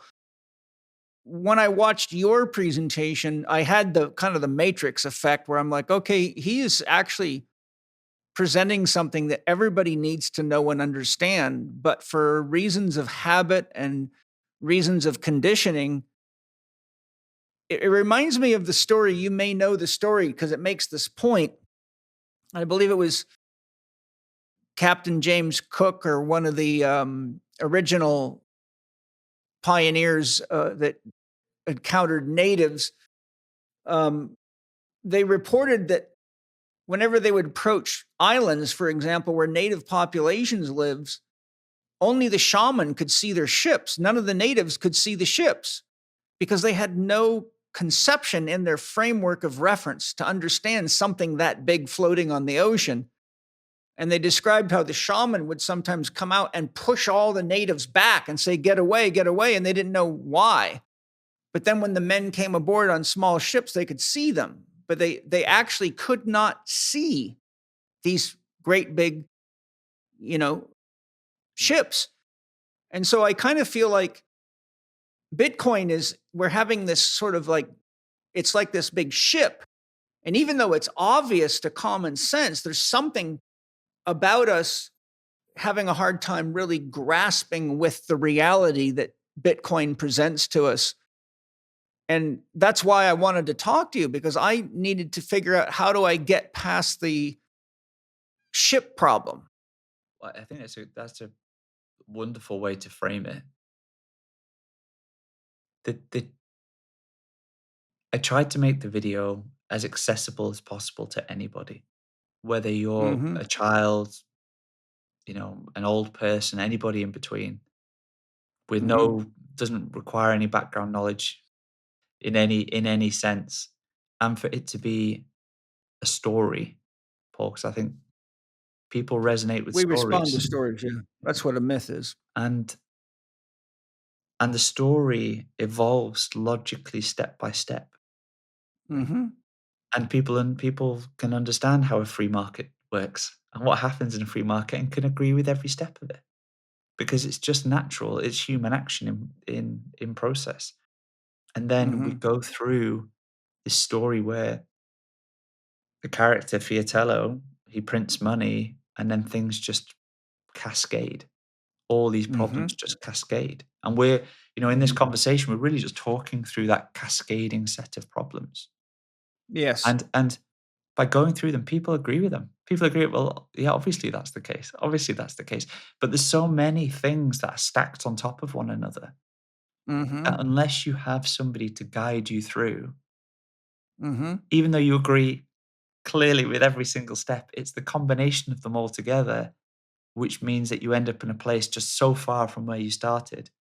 Yeah. Unless someone shows you the path, there's no way for you to really connect it back to where it all came from, which is that Right. that obfuscation is very deliberate within the financial system, and when you're under government control, when the government controls the money. But it's the sort of thing, Paul, that once you see it, you can't unsee You it can't again. unsee it. You can't unsee it again. And so Yeah, there's the matrix. it's a one-way door. It's a one-way door. Yeah. Yeah. I want to share something with you, Joe, and I need you to be my doctor on this one. Okay. And I think I speak for a lot of people. As logical and clear as everything you've said is, and everything I saw in your presentation, which I can't encourage people enough to watch. This is the ghost that haunts me. The power that the government has and the power that the military industrial complex does. We know there's 21 trillion missing from the US budget. Their ability to hack systems, their ability and their desire to control and manipulate. The hardest thing for me is the trust that Bitcoin itself won't just become yet another play toy for them, and that it is not on its way to the fallacies of the same greedy son of a bitches that control and destroy everything for exactly the reasons that we've been discussing. So how do you help a guy like me go to the point from, penny putting $100 in Bitcoin to putting 10,000 or something in there and trusting that it's a better option? Bitcoin is an open system, which is entirely voluntary. Nobody has to join. Nobody has to join, but the more people that join it, the more secure it becomes. And why is that? Because more energy secures the quality of the network. So it's like a submarine with more airtight compartments. If you put a hole in one, the rest of them keep the submarine safe. But yeah, I guess I would answer it by answering another question first, Paul. And one thing that people often struggle with is, well, if Bitcoin's open source, it's open source code and anybody can copy it, why don't I just go and create a Bitcoin 2? And why wouldn't that just be valuable? And it's a really great question because it's not obvious. Bitcoin is absolute scarcity in digital form, but can be infinitely copied. So like, how can those two things be true? How can you have absolute digital scarcity, but anyone can copy it? Like I'm curious to hear the answer. That seems like an intractable combination. It's a paradox. It's a paradox. It's a paradox. But it's not really a paradox. Because if you, Paul, went and forked Bitcoin right now and created Bitcoin 2 and you started running that on your machine, right? And you're the only person mining that. You open that network up to someone else, the second person joins, you can corrupt the network. He can overpower you by just bringing more computing power. And when he controls the network, he can change the history and change the blocks. Because mine's so small, you mean? Yeah. But Bitcoin is so big. It's not a very high barrier to get over.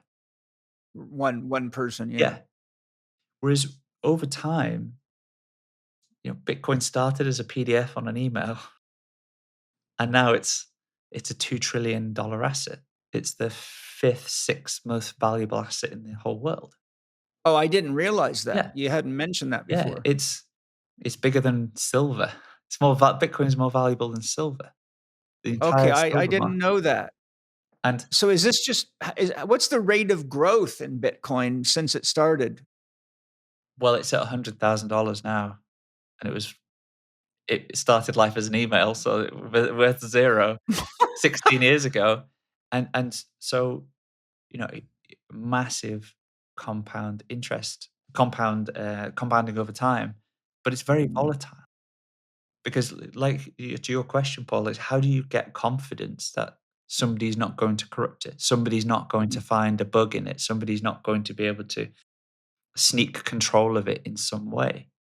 Mm-hmm. That happens over time. Because when it's not worth anything, nobody bothers.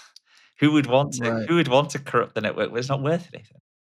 But Right. when more people join, it starts to become more valuable. Mm-hmm. More people are testing it. More people are trying to take advantage of the system and trying to corrupt it. Because if you can corrupt it, you can steal the Bitcoin and you can sell them and get dollars out. Right? So the more valuable it becomes as a network, the more of a honeypot it becomes to attract people who want to corrupt it. But after 16 years, nobody's done it. No one's been able to corrupt it because it has Mm-hmm. decentralization throughout the world.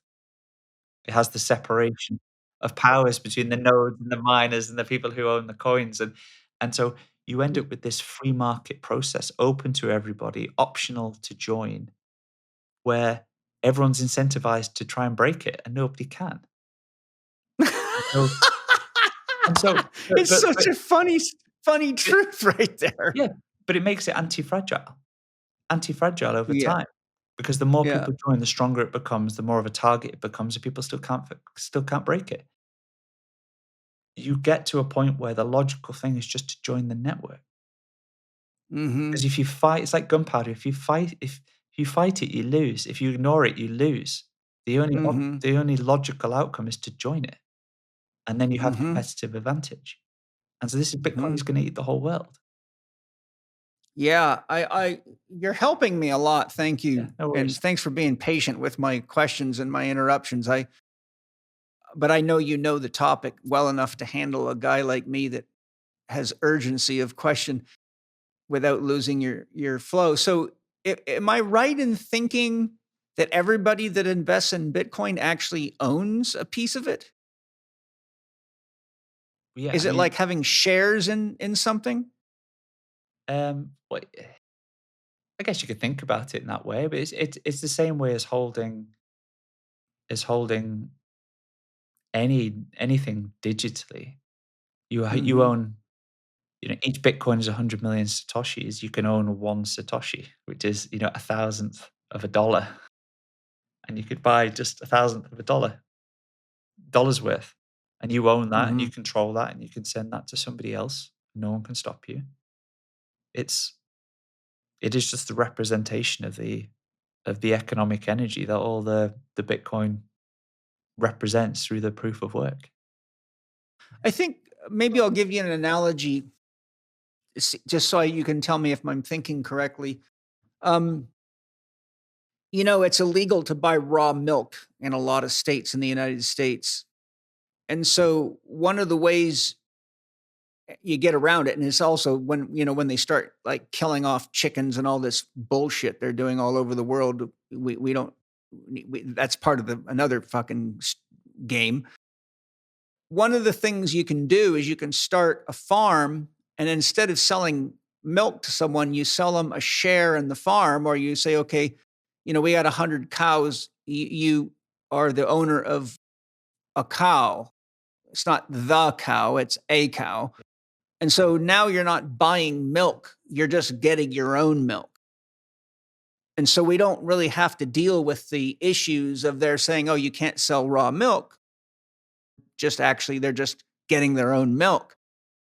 Is that a fair analogy for how Bitcoin works? I'd say it's a stretch.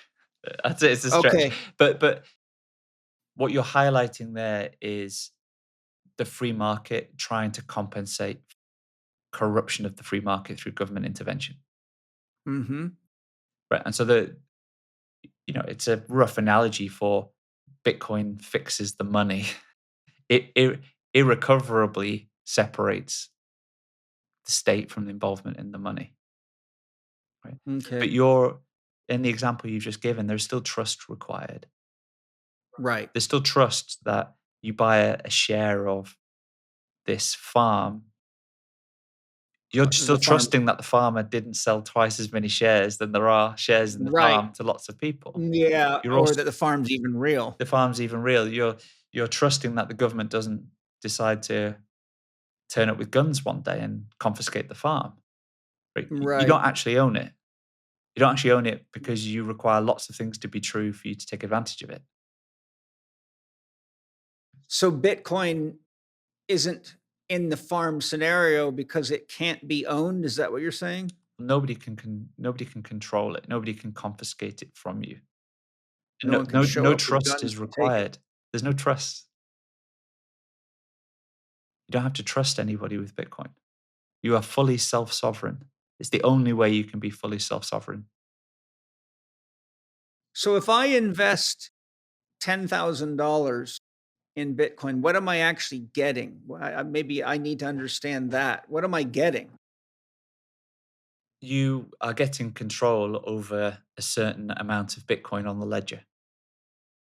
Which is whatever the value of it is at the time that I invest the 10,000. But you convert it. But it's the same way, like if you exchange your dollars for yen, you would just own some whatever the yen rate is on a digital screen somewhere. You don't actually get anything physical. It's a digital currency for the yen. It's a digital money for Bitcoin. You have far more certainty that the Bitcoin is real than the yen is real.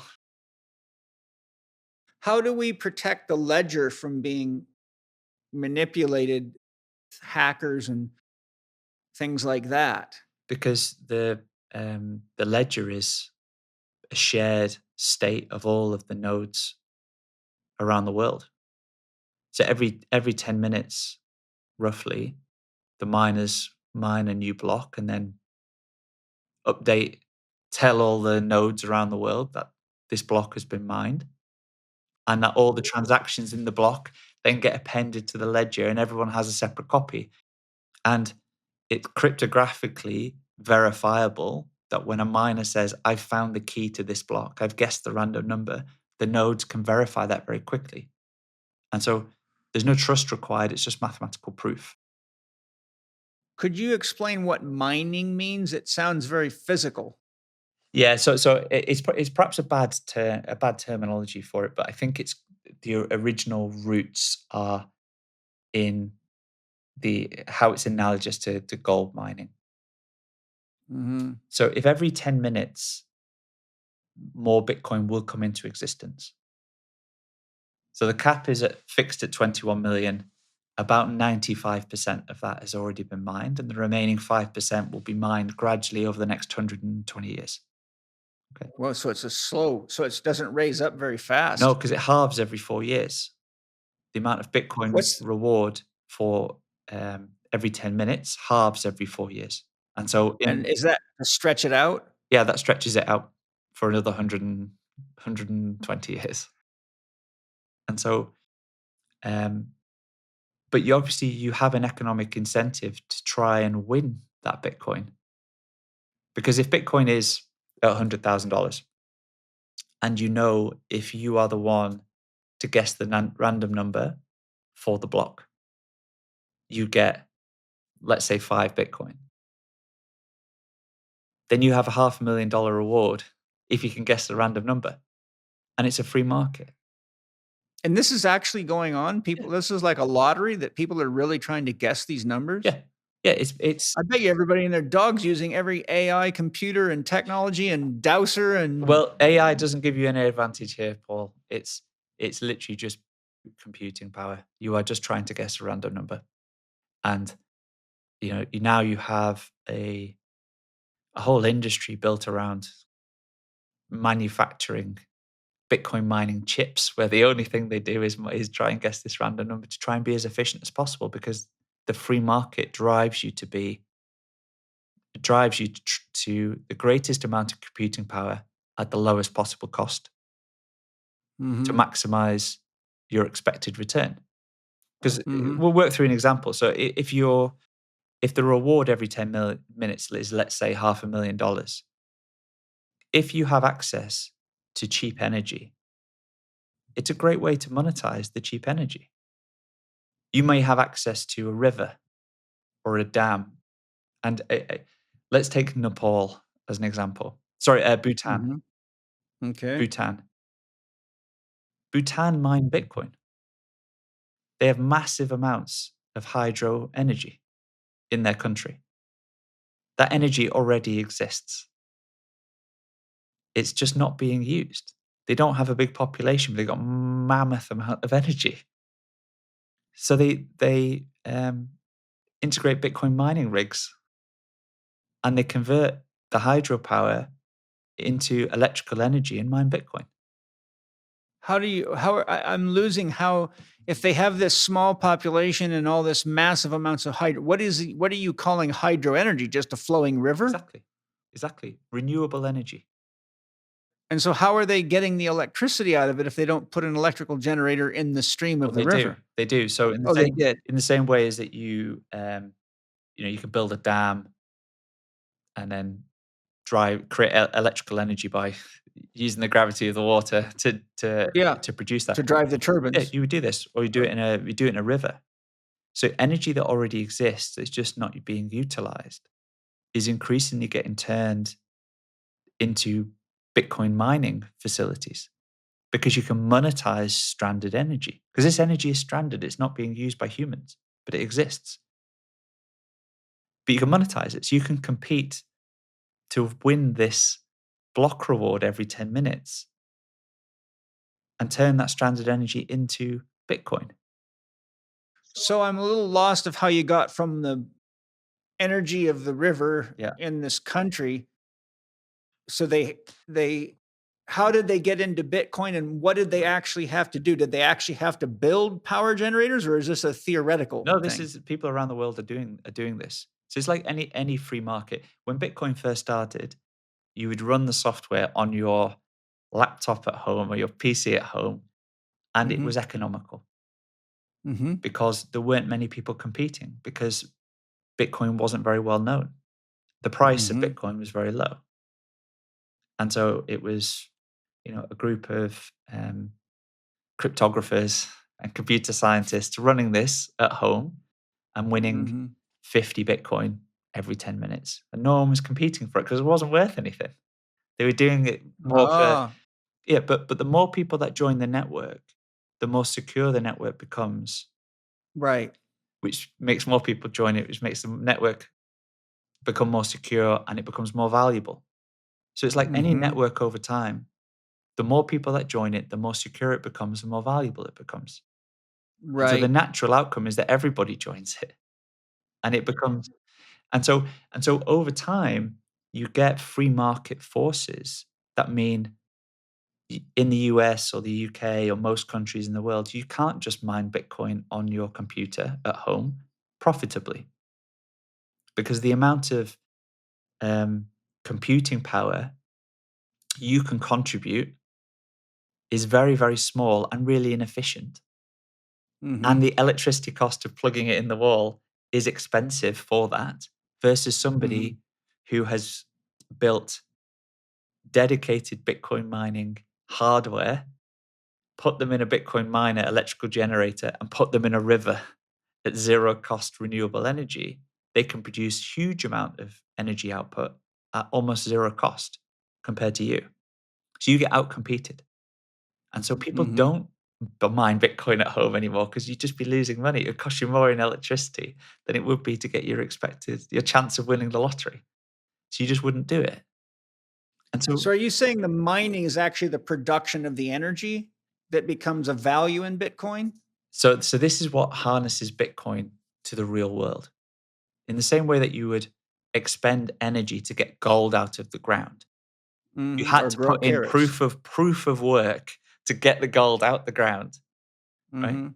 So gold had a relationship with energy. It's energy money, Mhm. but it's really inefficient energy money. Bitcoin Right, it's a lot of work. Bitcoin takes that to its natural conclusion, because you're not digging anything out the ground. You're just expending electrical energy from whatever source, be it solar, river, hydro, whatever, to mine Bitcoin by guessing this random number. And whoever does wins the Bitcoin. Can anybody guess at it? Yeah. Yeah. So it really doesn't require any power, prestige, or No, you don't get any benefits from having more Bitcoin than anyone else. doesn't give you, or it's a global free market. You need an internet connection and that's it. Okay, so what would happen if I got the number right? Then you would win the block reward. You would, Which is how which much? you would receive Bitcoin. It's like, Of how you know, much? 6 and a quarter Bitcoin. What's that actually worth in dollars? Well, $600,000. Oh, well, that's pretty fucking good. I'm going to go guessing. Yeah, but Paul, your chances of winning it are virtually zero, unless that you doesn't have matter. Yeah, but it does, because there is a cost. There is a cost of participating, and your cost of trying to win it is you expending some energy, which you have to pay for. You mean it costs me to make a guess? Yeah, of course it does, because it's computing power. So you could plug in your computer right now, and run the Bitcoin software, but just running your computer, running the software on your computer, means you have to pay the utility company for the energy you just used. Right, but Joe, if you look at all the things people are doing, like watching fucking soap operas and doing stupid shit costing them more money, if they were to all take it, say, I'm going to take 10 minutes a fucking day and guess at the Bitcoin number, you'd actually be doing something more productive than most of what people are doing anyhow. Yeah, I would say it wouldn't be economically rational, Paul. I mean, you have trillions and trillions and trillions of guesses from specialized mining hardware. And in other words, like computer brains trying to figure this out. Yeah, like kind of like so it's like an AI chess game. I would say it's more likely you do win the lottery than win a block, unless you're really competing on economic terms. So, well, this is for me, it's a great opportunity to get deeper into my connection to God, because that's the ultimate computer. well, if you were God, you would probably have an advantage, but no one else has an advantage in this, other than it is. Well, we're all God, just like Bitcoin.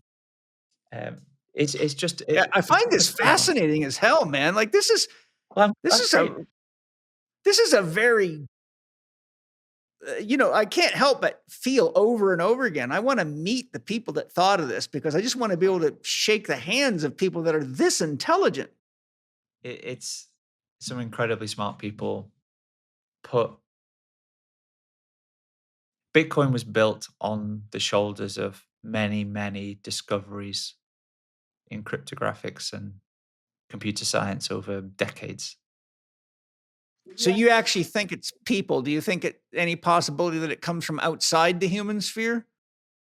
Who knows? I mean, we can't build pyramids, so there's what I'm talking about. Well, yeah, so it's another rabbit hole to go down. Hi, everybody. I hope you're enjoying the show. I imagine you know that magnesium is one of the minerals that people in North America are the most deficient in, but it's an extremely important mineral to have in your diet regularly. And believe it or not, Bioptimizers has improved what was already well known to be the best magnesium formula out there, called Magnesium Breakthrough. So I've got Wade Lightheart with me to explain what it is they've done to improve this already excellent formula. Wade, what is new about your new Mag Breakthrough formula? Well, it's called sucrosomial magnesium. So we have 7 different types of magnesium in Magnesium Breakthrough, because they're uptaken by different parts of the body. But a new type of magnesium has been created called sucrosomial. And what it shows in the research in science is that it's actually even more absorbable by the body, particularly inside of the brain, which is a big aspect to enhance neurotransmitter formation, as well as ensuring the rest and relax response in the nervous system that a lot of people will take magnesium for. They find it, clocks them down, helps them sleep better, allows for the relaxation of striated and smooth muscle tissue in the body, which creates an energetic relief.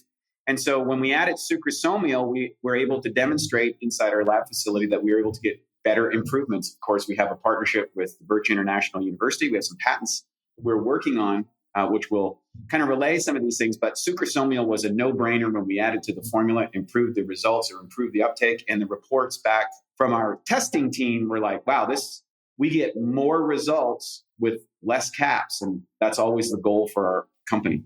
That's excellent. I love it. I always say, and people have probably heard me say it before, I'm so amazed how you guys are constantly and always improving and working your best to not only make better products for us, but it doesn't seem to me that it gets more expensive as you make them better. So that's a real gift to the world. Thank you. And now Bioptimizer's Magnesium Breakthrough is available in a delicious flavored drink powder. It's packed with all 8 forms of magnesium, sweetened with Katem fruit extract that is 3,000 times sweeter than sucrose but does not spike glucose when metabolized, and made with organic flavors and colors. Choose from fruit punch flavor, raspberry lemonade, banana mango, or add your own choice to the unflavored options. To try Magnesium Breakthrough Drink, go to bioptimizers.com/living4D and use the promo code PAUL10 for 10% off your first order. That's bioptimizers.com/living, the number 4, the letter D, and the promo code is PAUL10. Well, the point I'm making is you have to be uneducated to think we're the only ones here. Yep. I mean, you'd have to be, I mean, they still teach in universities that they rolled these 100 fucking ton blocks of stone up a wooden roller. Now, come on, that's as stupid as shit. And you can get a master's degree for that. So when you're talking about something that's as comprehensive and is potentially life-saving for the whole planet as what you're describing, I immediately suspect this is not typical human intelligence. I'm sorry, it's just my own mind doing this, but it's too well thought out. Well, not to say I don't know. I can't think of anything as good as that except maybe the wheel. Well, not to say that it's not, but it also didn't come out of absolutely nowhere. It was built on a series of discoveries. Okay, so there's a logical, methodical. There is a sort of innovation map that led to being able to create Bitcoin because things had to have been discovered before. Cryptographic proofs and things like that. So I'm not saying definitely not. Yeah. It's not like it just miraculously appeared with no prerequisites. No foot. There's a footprint. Yeah, exactly. What went through your head when you realized what this was? I mean, you're a smart guy. Obviously, your background tells me that you got a powerful mind. So I'd love to hear what went off inside of your mind when you actually realized what this really was. It wasn't an on-off switch. You're probably imagining like some eureka moment or something like that. So it's kind of like foreplay. It took a while. Well, I've never described it to someone like that in those terms. Well, you're a guy, so these things happen quick. Yeah, but it definitely. If Bitcoin was a woman, there's a slower ride. But Bitcoin's not easy to get to grips with. That's why I'm asking all these damn questions, and I've listened to a lot of interviews, and you're the only person that I've been able to find that will kind of one step at a time and has the patience to listen to a crazy son of a bitch like me ask you these questions. Because, Joe, to me, these questions and this issue is not only an issue of my security and my family's security, it's the whole world. It's the entire fucking planet, man. I'm talking about the earth, the water, the elements. I'm talking about the fabric of life. We are pushing the limits of what's possible on this planet with the fiat digital corrupted system. And we're on the edge of some serious problems. I tell people when COVID happened, I say, I was on, do you know London Real? Sorry, forgive me for not knowing it. Oh, well, he's in London. It's a huge podcast, but he had me on in the beginning of the pandemic. And he said, what do you think's going on? I said, I'll tell you, but if I tell you, they're probably going to shut you down. He said, go for it. I said, I'll tell you, COVID's a huge fucking distraction. I said, what we need to be paying attention to is the fact that our waters are poisoned, our soils are poisoned, our air is poisoned, and the natural resources that produce life on this planet very close to an extinction level event. And I brought up the fact that entomologists identified within the last 50 years, 75% of bug traffic worldwide has reduced, largely due to the use of pesticides, herbicides, fungicides, and chemicals, right? And when I read this paper by the entomologist, the title of the paper was Armageddon May Be Near, because that's the sex organs of the planet. So the point I was making is what we're talking about is extractive capitalism, and everything that makes Bitcoin important is so important that most people are only thinking about it from financial ends. But I'm talking about the fabric of life itself could hang in the balance. That's why I'm interested in Bitcoin. And Bitcoin is a multi-headed hydra. Is that people approach it from one direction, and that tends to be they approach it from their area of expertise. You don't see all the other faces of Bitcoin. And I'll give you an example here, Paul. It sort of overlaps to some degree with the topic you've just touched on, and it's to build on the energy usage. So it's commonly, if you asked 100 people on the street whether Bitcoin was good for the environment or bad for the environment, most would probably say, "Oh, definitely bad for the environment. It uses so much energy." It couldn't be further from the truth. Bitcoin is the solution to the global energy crisis. It's solution to the concerns over the climate crisis as well, because it incentivizes clean energy. Because of what we're talking about before, through the free market processes, the logical thing to do is to bring trapped or unused energy that already exists and monetize it by securing the Bitcoin network. What are examples? We talked about the water in that country. What are other examples of energy that could be used? Well, nuclear. The combination of nuclear and Bitcoin is the solution for the climate. People have concerns about climate and CO2 because what about the free energy technologies that governments have confiscated repeatedly? Well, yeah, I can't speak much to those, to be honest, but you can see the natural incentives to Bitcoin is to activate stranded energy globally at the lowest possible cost. Because if you can do that, how much of that energy, Joe, exists in us ourselves? I'm not really sure how to answer that question, Paul. Well, look, the United States and England operate on admiralty law, and so you're part of a corporation. You are not a citizen unto yourself unless you detach from the system, which in the United States, they immediately put you on the FBI watch list. And there's a lot of people that have done it. I've had podcasts from experts that will guide people through that process, but they've turned everybody into a source of value that they use and monetize. And then if you look, for example, at there's a lot of other examples. You look at how they set the internet up, social media up to give you dopamine releases, and they pay based on how much time you stay on the internet. So you actually become the energy source that's driving the profitability, which is why people are using AI to make all these tricky, flashy videos so you stay on, and then they can market to you and harvest data from you. So there you see human beings become an energy source. So I would, I think we're using energy sources slightly different. I'm talking about I need you to straighten me out. I'm talking about sort of raw computing energy to secure the network.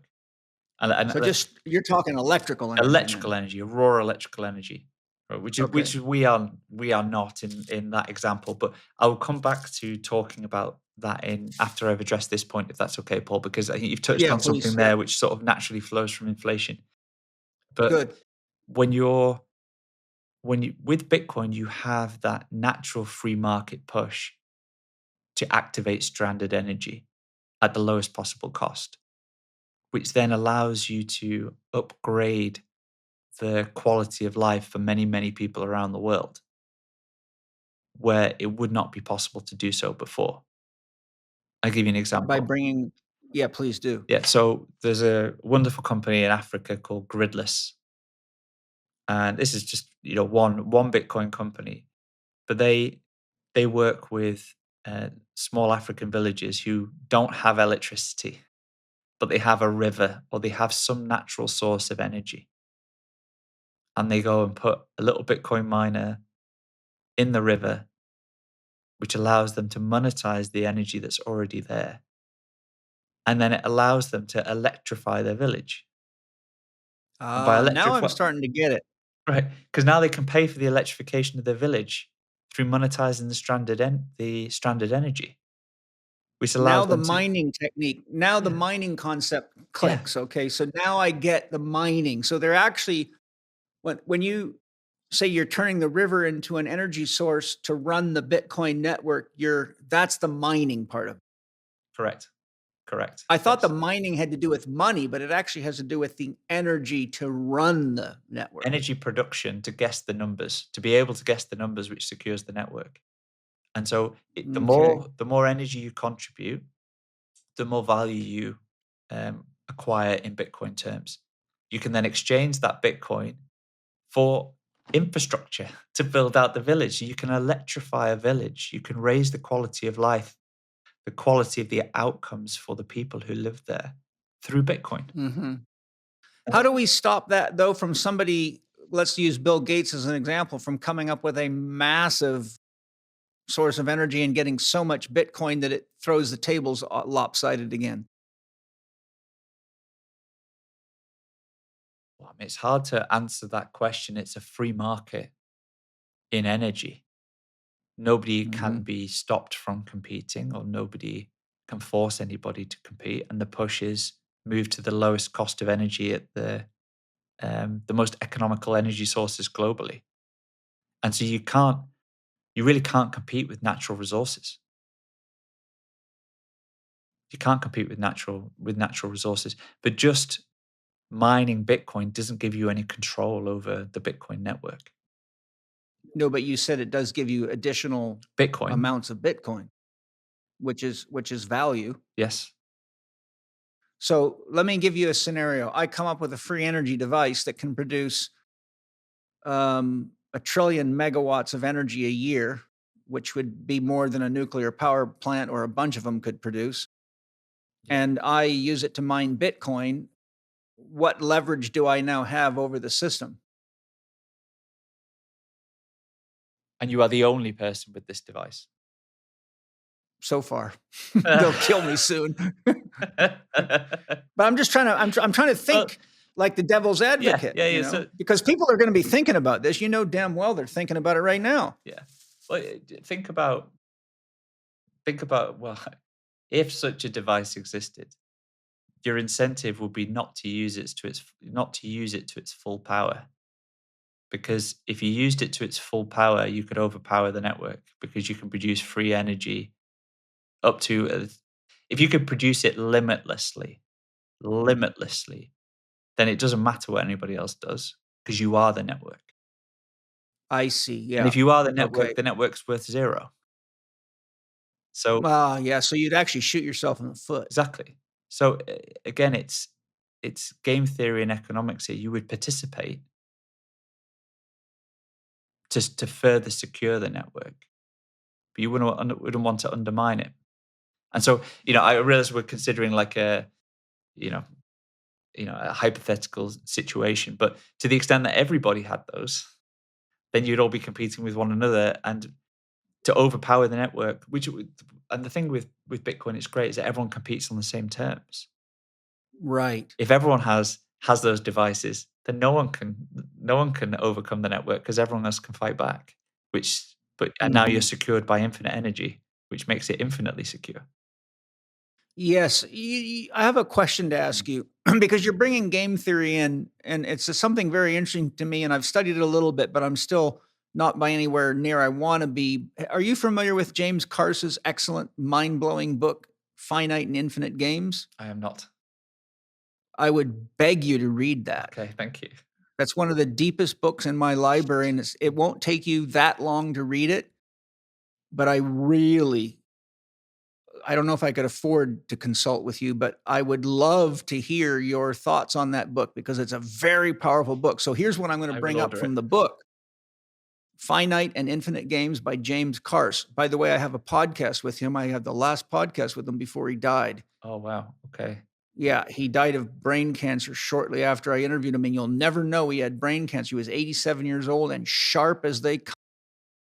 All of his books are excellent. He was a professor of philosophy and I think world religion, and he taught at New York University for 38 years, and he wrote several excellent books. But Finite and Infinite Games basically presents what a game is, how a game functions, and a lot of other important things. It's very philosophically deep and rich, but he makes a key distinction, and I want to bring it up here because I think it's an important part of the conversation.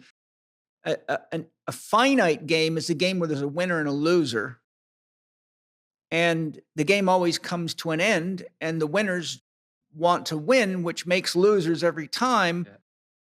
And so you have to constantly start another game, but an infinite game player doesn't play to win. They play to play in the spirit of playing the game. So everybody wants the game to go on, and you can win, but you're not winning to like a war. You got to kill people to win the war. Yeah. In a finite game, you don't want to kill the players because then you got no one to play with. In an infinite game, the rational choice is to cooperate. That's it. That's the point I'm trying to drive. So it sounds to me like Bitcoin is really based on the principles of a finite game. I mean, an infinite game, not a finite. Like the system wants to get everybody involved because everybody, in a sense, wins. Everybody wins because yeah. Think about it this way.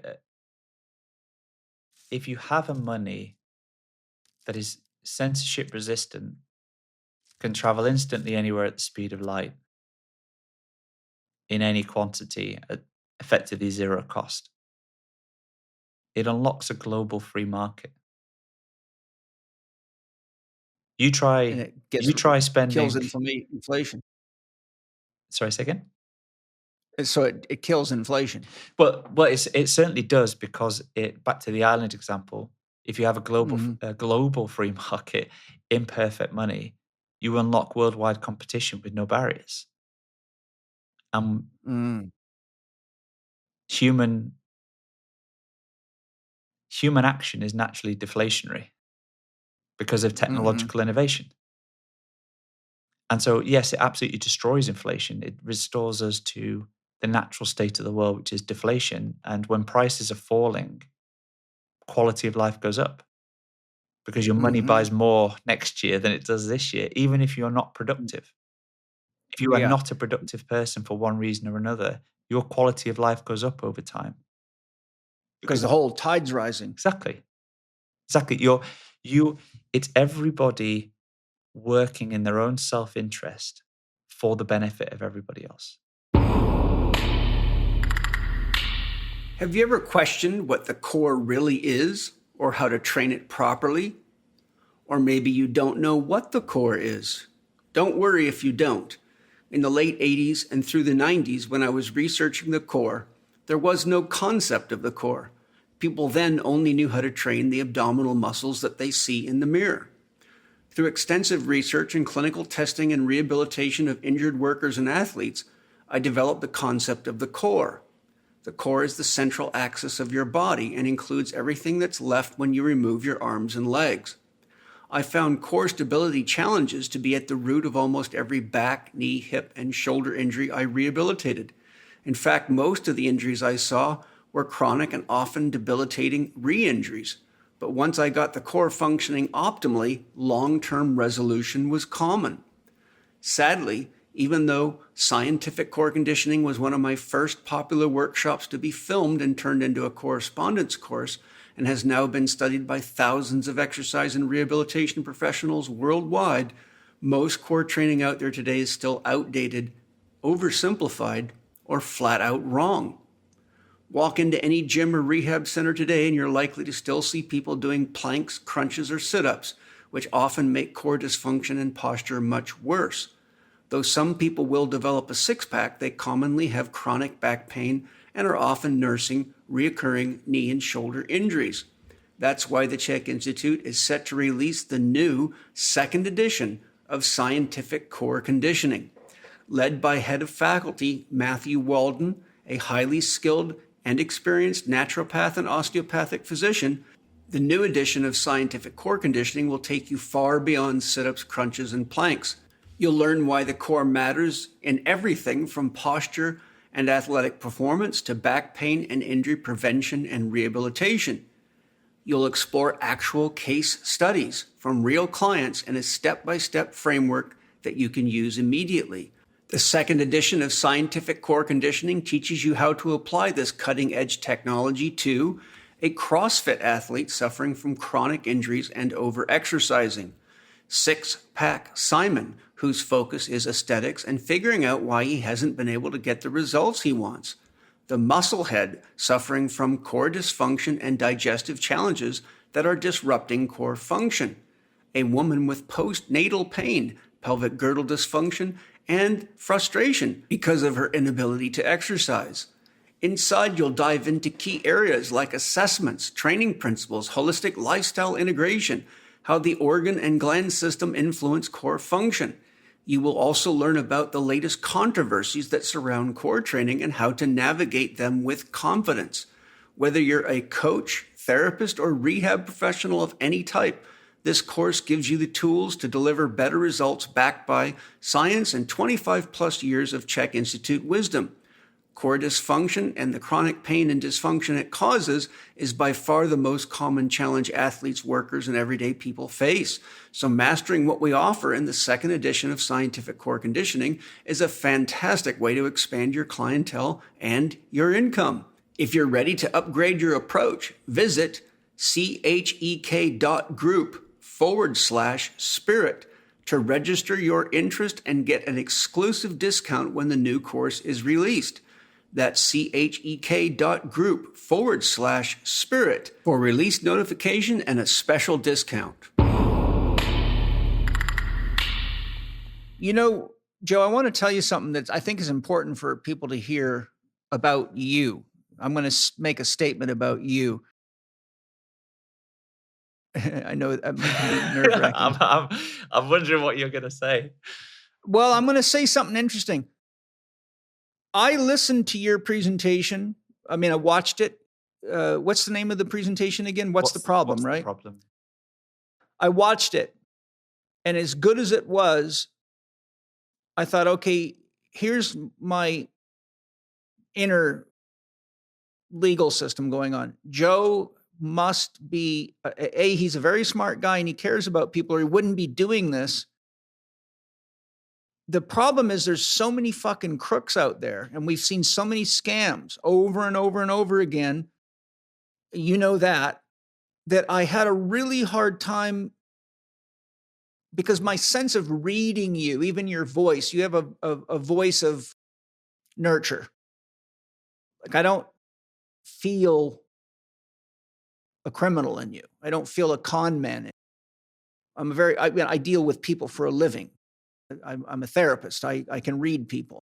I never sense that in you, but I know that no matter how many people I had watch this video, one of the comments that comes up is, well, there must be something in it for him. Like a Bill Gates type strategy, rope them in and rape them. And what I wanted to share with you is you have today helped me understand for the first time why you have put so much energy into helping educate people about Bitcoin. Like, I now, after this 2 hours and 16 minutes of being personal contact with you, I think for the first time I can see that you're not just thinking about yourself, you're actually looking at the real hard issues, the world and the system that we're in and the systems that have failed, and realize that this is probably one of the most important things for all of us to understand. Am I correct? There's nothing more important for me to be focusing on. That's like I now understand that and I really am bringing that out because I know all the listeners, if they have any common sense at all, would be suspicious, just like they'd be suspicious of any kind of new currency or any of this shit that goes on. That we've all we've gotten to the point now where you almost expect everyone to be a criminal. I mean, I could tell you 1,000 stories, but it's just like when you really, thank you for being patient with me, but when you really take time to answer my questions, put the picture together in a complete enough way, which is why I do longer podcasts, by the way, so that this can happen. Like, I think if anybody that's listening right now that has enough intelligence to manage their own money should be able to connect the dots and say, oh my God, if this is exactly what Joe says it is, then we need to get involved together. I mean, I make a point of this in the video, Paul. I'm not. This isn't a commercial thing. I'm not trying to get people to buy Bitcoin. I want people just to learn about it.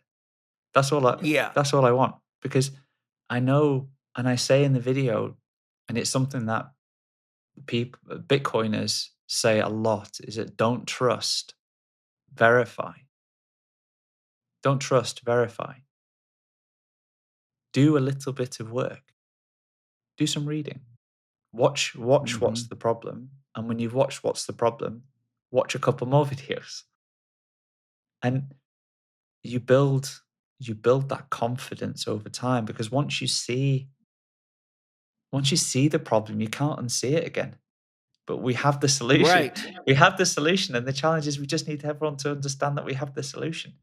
So just spend some time reading about it. Don't trust me. Go and verify. And so it's very, thank you for saying those things. I think it's a common thread with Bitcoiners generally, is that there's Bitcoin and there's everything else. Once the penny drops, how important it is, you realize everything is downstream of the money. And it's the only way we can separate money and state is with Bitcoin. And if you fix, it's important as hell. If you fix the money, you fix the world. This is how important it is. And I don't. Well, that's why they say money is the root of all evil, right?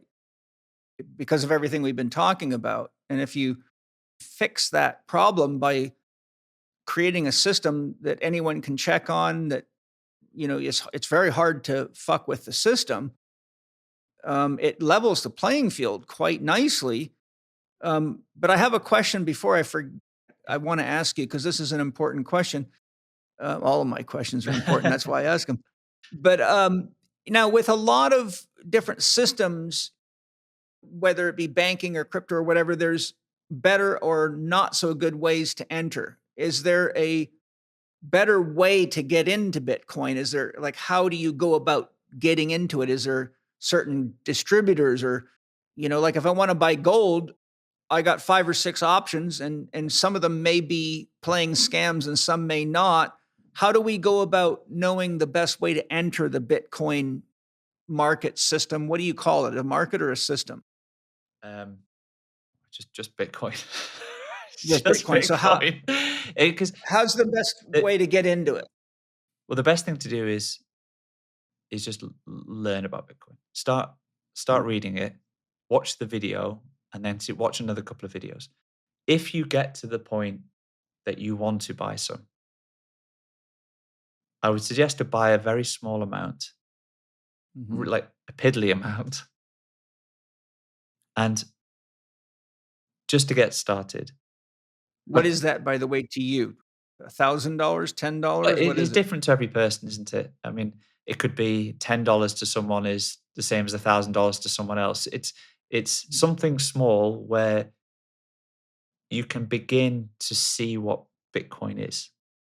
Because if you buy Bitcoin, so for example, before we came on, you mentioned Coinbase, for example. That's an exchange, and if you buy, it's like your bank. If you have dollars in the bank, those are not your dollars. Those are your dollars if the bank is still there and the government says you can have them. It's the That's the same. problem. It's the same with Bitcoin if it's held with somebody else. If you buy Bitcoin on an exchange and you leave it there, it's not your Bitcoin. You don't own Bitcoin. You own a promise to that Bitcoin. If the company that holds it's still there and the government says you can have it, So how do you get around it? you take self-custody of it. You withdraw it from the exchange into your own ownership, and then you become self-custodial. But So do you have to have software to do that? yeah, and this is why I say buy a small amount and start reading about it, because you probably do keep it on exchange for a little period of time until you know why you need to take it off, because you've done the reading. And once you know why you Okay. need to take it off, you're then motivated to then find the way to take it off. Do you teach people how to do this? There are Like, do you have companies that do that, but there's also lots of free resources online. Could you provide a list of your suggested studies, resources that I could put in the show notes? Absolutely. I can send Because you. otherwise people go all over the place and not realize I the can. quality of the sources aren't very I good. can send you a list of links. I am hesitant to recommend any company, specifically any company, lest it be seen as a recommendation, because you shouldn't trust anybody. Right? But if you're buying from an exchange, then absolutely buy from a Bitcoin only company. Bitcoin only. Okay. Only company. Go Yeah. back to that mental Yeah. model. Bitcoin's the only thing that matters.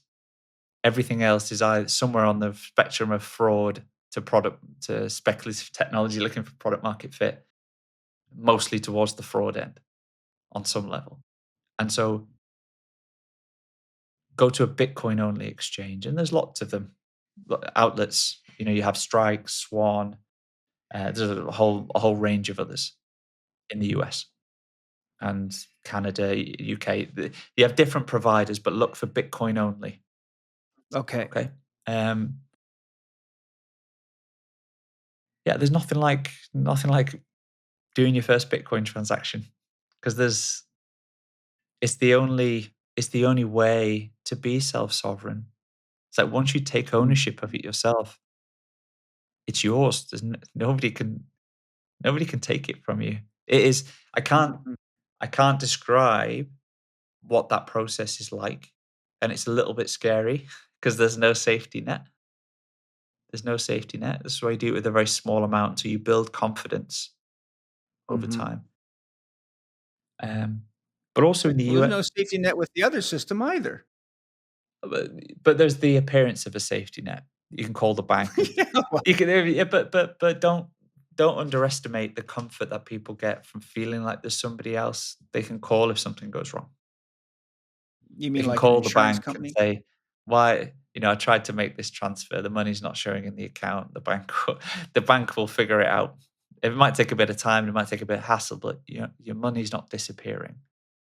I mean, the bank can still go bust, and the Well, government that's what I mean. and the government's going to print money to such an extent that the dollar's going to be zero purchasing power eventually. So you're going to lose all your money anyway. And what's the projection on that? I forgot to ask you that. What's the trajectory of wiping out of the value of money at the rate we're going? Well, the real purchasing power loss is 8 to 10% a year. That's the Well, rate how of long's that been going on? 50 years. Well, that means we're way in the hole already. No, We're past zero. sorry. The expansion of the money supply is just Yeah. 8 to 10% a year. So when you watch the video, there's a chart in there which shows the evolution of the US money supply and the US government debt over time. And it's going exponential. So just to take the US, to give you a sense, and put yourself in the position of thinking about this as if it was your family finances. The US government is 36 trillion in debt, loses 2 trillion a year, probably close to 2.5 trillion this year, and has to pay in the future, has made commitments to pay somewhere between 50 and 200 trillion in the future. To who? Social Security, Medicare, Medicaid, Oh my all of God. these things. They just haven't had to pay the bill yet. It's commitments you've Right. made. You just haven't actually had to write the check. And so, but you're already losing 2 trillion a year and you're 36 trillion in debt already. And so if you have the ability to print your own currency, you can settle any bill. If I owe you $1, I'll just print another dollar. The value of that dollar in real purchasing terms just goes down forever Mm-hmm. because I have access to the big red button. And so the natural outcomes are just carry on printing more dollars. As the purchasing power goes to zero. And we've seen this in every fiat currency that's ever existed. The dollar has lost 98% of its purchasing power in 70 years. So where are we at in the trajectory of hitting zero? Well, you forever trend towards zero. You only hit zero when they give up on the currency and replace it with something else. Okay. Which you see. How close are we to that? Oh, a long way off. A long way off. Oh, okay. So the game's still going to go for a while, Oh, you're saying? I mean, if you're going to be anywhere in the world, you want to be in the US. The US. Is that right? Yeah, the US will be the last to go because the US is the center. Just because of the size of it? And your position within the global economy. Because energy is priced in dollars, everybody, dollar is the de facto currency for the rest of the world when it comes to debt. So the Federal Reserve is the center of the financial system for the world. Mm-hmm. And when countries that don't have strong financial systems, their companies, when they raise debt in those countries, people tend not to want to lend them weak currencies because they don't trust the currency in that country. Mm-hmm. They'll lend them dollars instead. And so you have dollar debts everywhere in the world outside the US. So there is always demand for dollars. Right. Because when you borrow money, you end up having to pay back what you borrow plus interest. Right. And so there's always the demand for more and more dollars. And so when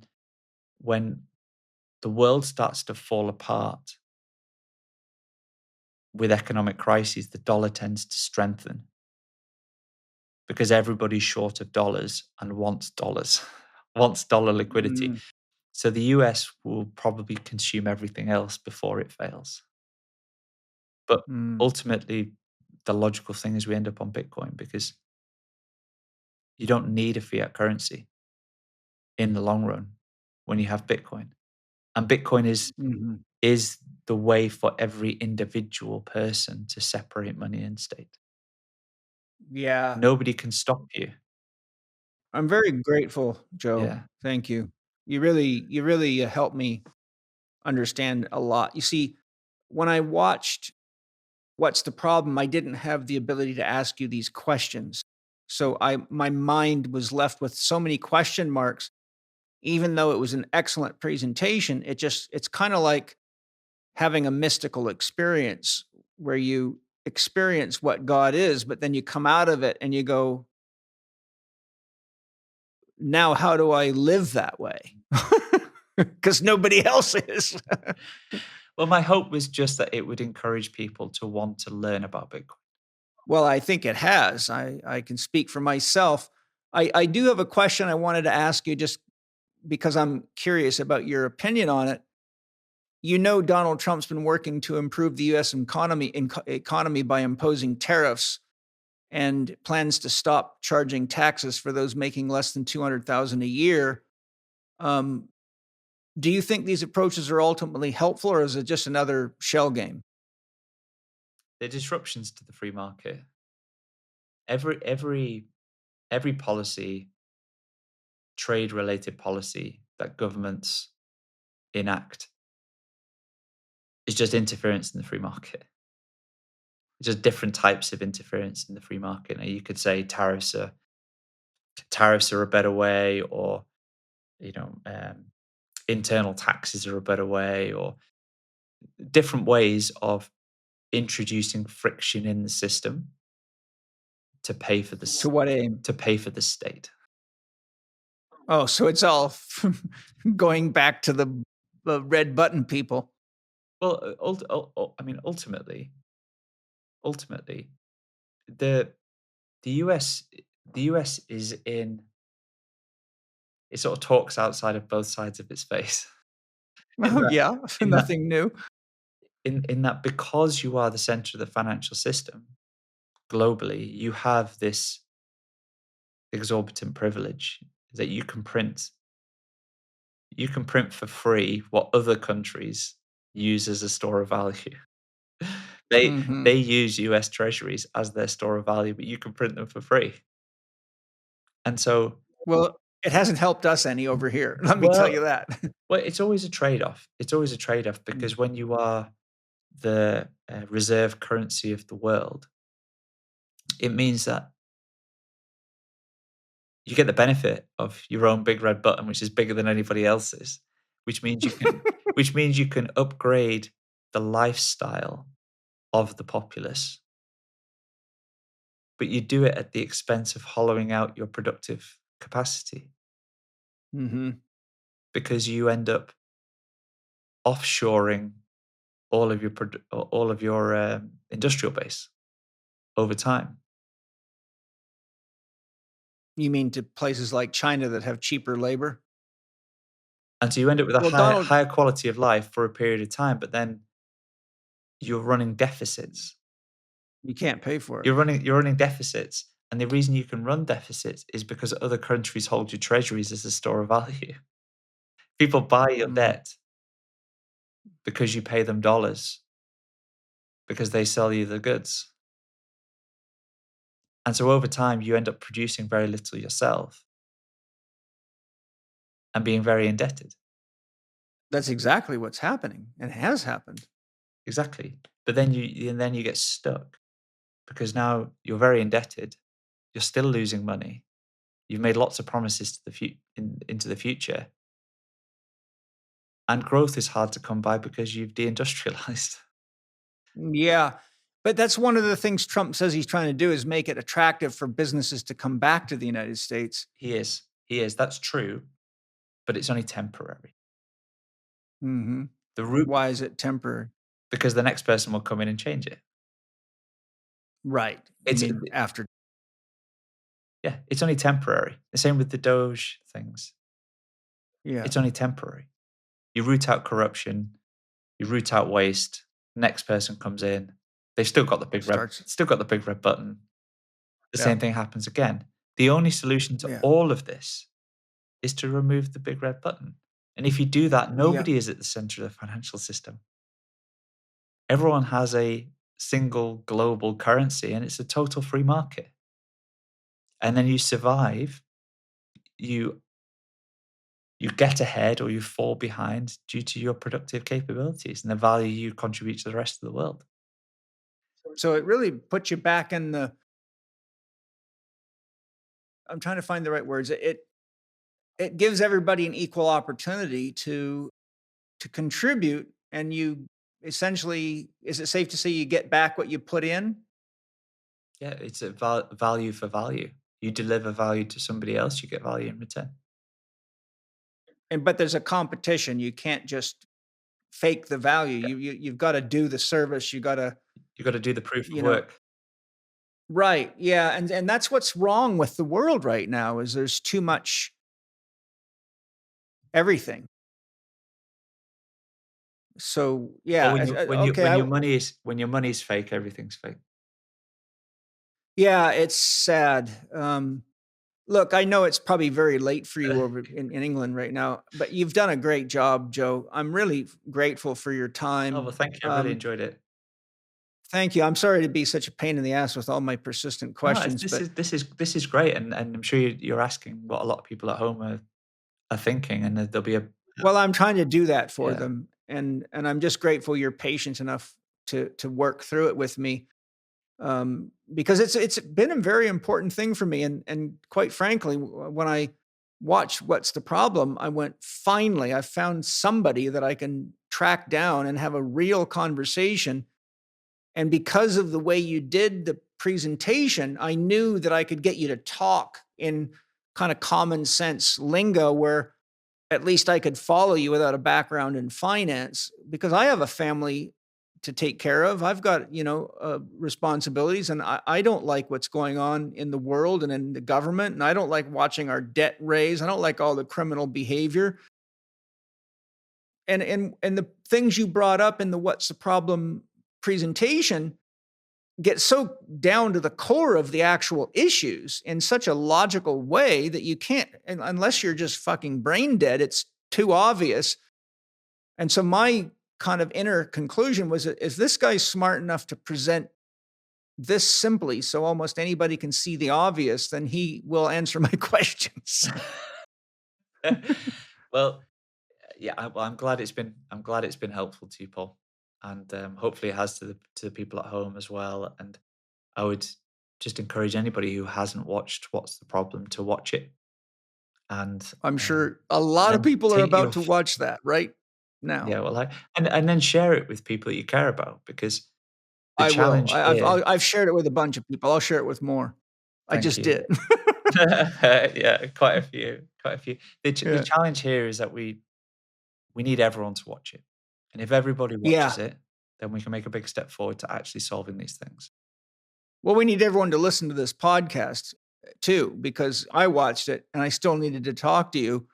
And what I've tried to do is be sort of an emissary for a lot of people and say, okay, if everybody watches it, but they end up with the questions I have, I might as well ask the questions now so that they can watch it and already have a sense what the answers are. But I think what's going to happen is a lot of people will watch it and then come back, because then these questions will be more meaningful to them.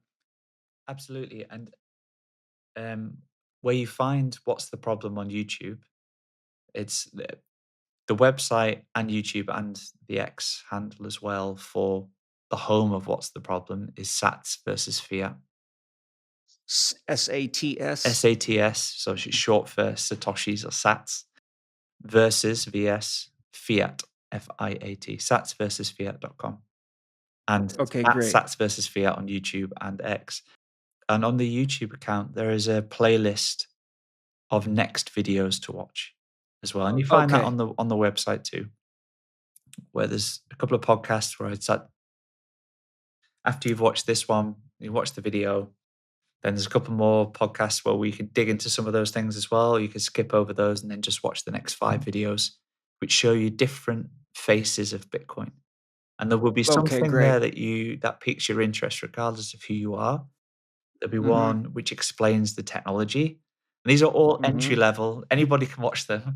One explains the technology, one explains the financial system, one explains the humanitarian aspect, one explains the global setup and how some countries have a privilege over other countries, and one about how it changes you as an individual, because it really does change you as an individual, because for the first time you feel like you regain the control. You're sovereign. You're sovereign. You're self-sovereign. You're not Yeah. You're not running at the pace set by somebody else. It's very cool. Thank you. Is there anything else you want to share as we close? Whether it be how to contact you, services you offer, I just want to make sure I give you the offer to put anything else out there you want to share. I just want people to watch the video and learn about Bitcoin. Paul, I'm not offering any services. This is how do you make a living? Well, this is costing me money at the moment. I honestly, I didn't really expect the video to be watched by many people, and so I hadn't really planned what happened next. I just wanted to share it, and I released it to a brand new YouTube account and to a few hundred bot followers on X, and then it just sort of blew up. And this is over the last few months. And so, we're, it's costing me money. There's a lad who's working with me, and since we've launched it, and you probably won't be aware of this, Paul, but since we launched it, we've had Bitcoiners from all around the world get in touch. And so now we have subtitles in about 45 languages. That's impressive. All translated by volunteers from around the world. We've made all the slides in the video, the speaker notes, and the transcript open to everybody on the website. So you can take a copy and go and present to your friends or share them. Oh, great. Thank you. That's now in 25 languages. So that's the Bitcoin spirit, buddy. Yeah, and we're making brand new videos. So we've done videos in 6 languages so far. We've got another 5 in progress. So this is, for example, a French, what's the problem? Somebody is speaking French and all the slides in the video are in French. I'm still there, but somebody's talking over me. And these are all community driven. And so this is just about trying to help everyone in the world understand what the problem is, because it's the one thing we're all on the same team for. Yeah, you're right. It crosses all races, religions, creeds, colors, belief systems. It reminds me of a saying, your story about how you just put the video out there. The truth is like cream. It always rises to the top. And so I think it's just, I think you've responded to a call of the collective, and it's finding its way into the minds of a lot of people. And I hope I'm helping you in that mission to get a lot more people to see the video. Certainly are, and I'm very grateful for having me on, Paul. So thank you for giving me the opportunity to share it with all your listeners and viewers. And I hope it's been helpful to them. It's been excellent, and hopefully you don't mind coming back on again. I'd love to. I'll get feedback from everybody. I'll do some research myself, look at your suggested videos, and maybe we can do another video where we get a little bit more deeper clarifications. And I'll invite people, the podcast members, to write in on my forum and share after they listen to the podcast and watch the video. And maybe I can get to you and say, okay, here's the list of what's come up, and we can talk about it. Yeah, that sounds great. Awesome. Well, thank you to you, Joe. Thank you to all of you guys for listening. I hope you really appreciate Joe's depth of wisdom and the education he's just given us as much as I do. Thank you to my sponsors for all your beautiful products and all the support that you give us all by making us clean foods and supplements and things that help us. And thank you to all of you for anything you buy from the sponsors, because that money goes back into the hands of regenerative and organic and biodynamic farmers. So you get to take care of yourself, support companies that are helping us with real healthy foods and supplements and things that we can use to enhance our lives. And we're also getting the confidence of knowing that farmers are being supported and the earth is being supported. So I look forward to sharing something awesome with you in a week. And I will do my best to get Joe back on here again. And once again, Joe, thank you so much. Thanks, Paul. Thank you for listening to Spirit Gym with Paul Chek and today's guest, Joe Bryan. We really encourage you to watch Joe's presentation, What's the Problem?, at whatstheproblem.org, and share it with as many people as possible. When you're ready to delve into the world of Bitcoin, the website satsversusfiat.com is a good entry point. That's satsvsfiat.com. You'll find starter videos and books and materials to help educate others. You can connect with Joe on X at satmojoe or at satsversusfiat.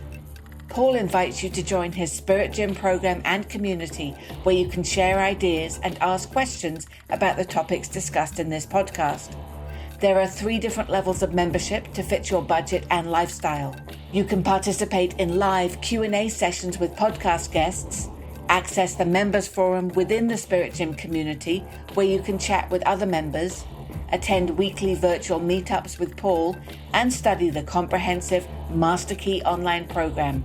Explore the options and subscribe today by going to myspiritgym.com. And finally, if you enjoyed today's episode, please consider leaving us a 5-star rating and a warm review on the podcast platform of your choice. This podcast is available on Apple Podcasts, Spotify, Amazon Music, Audible, and YouTube.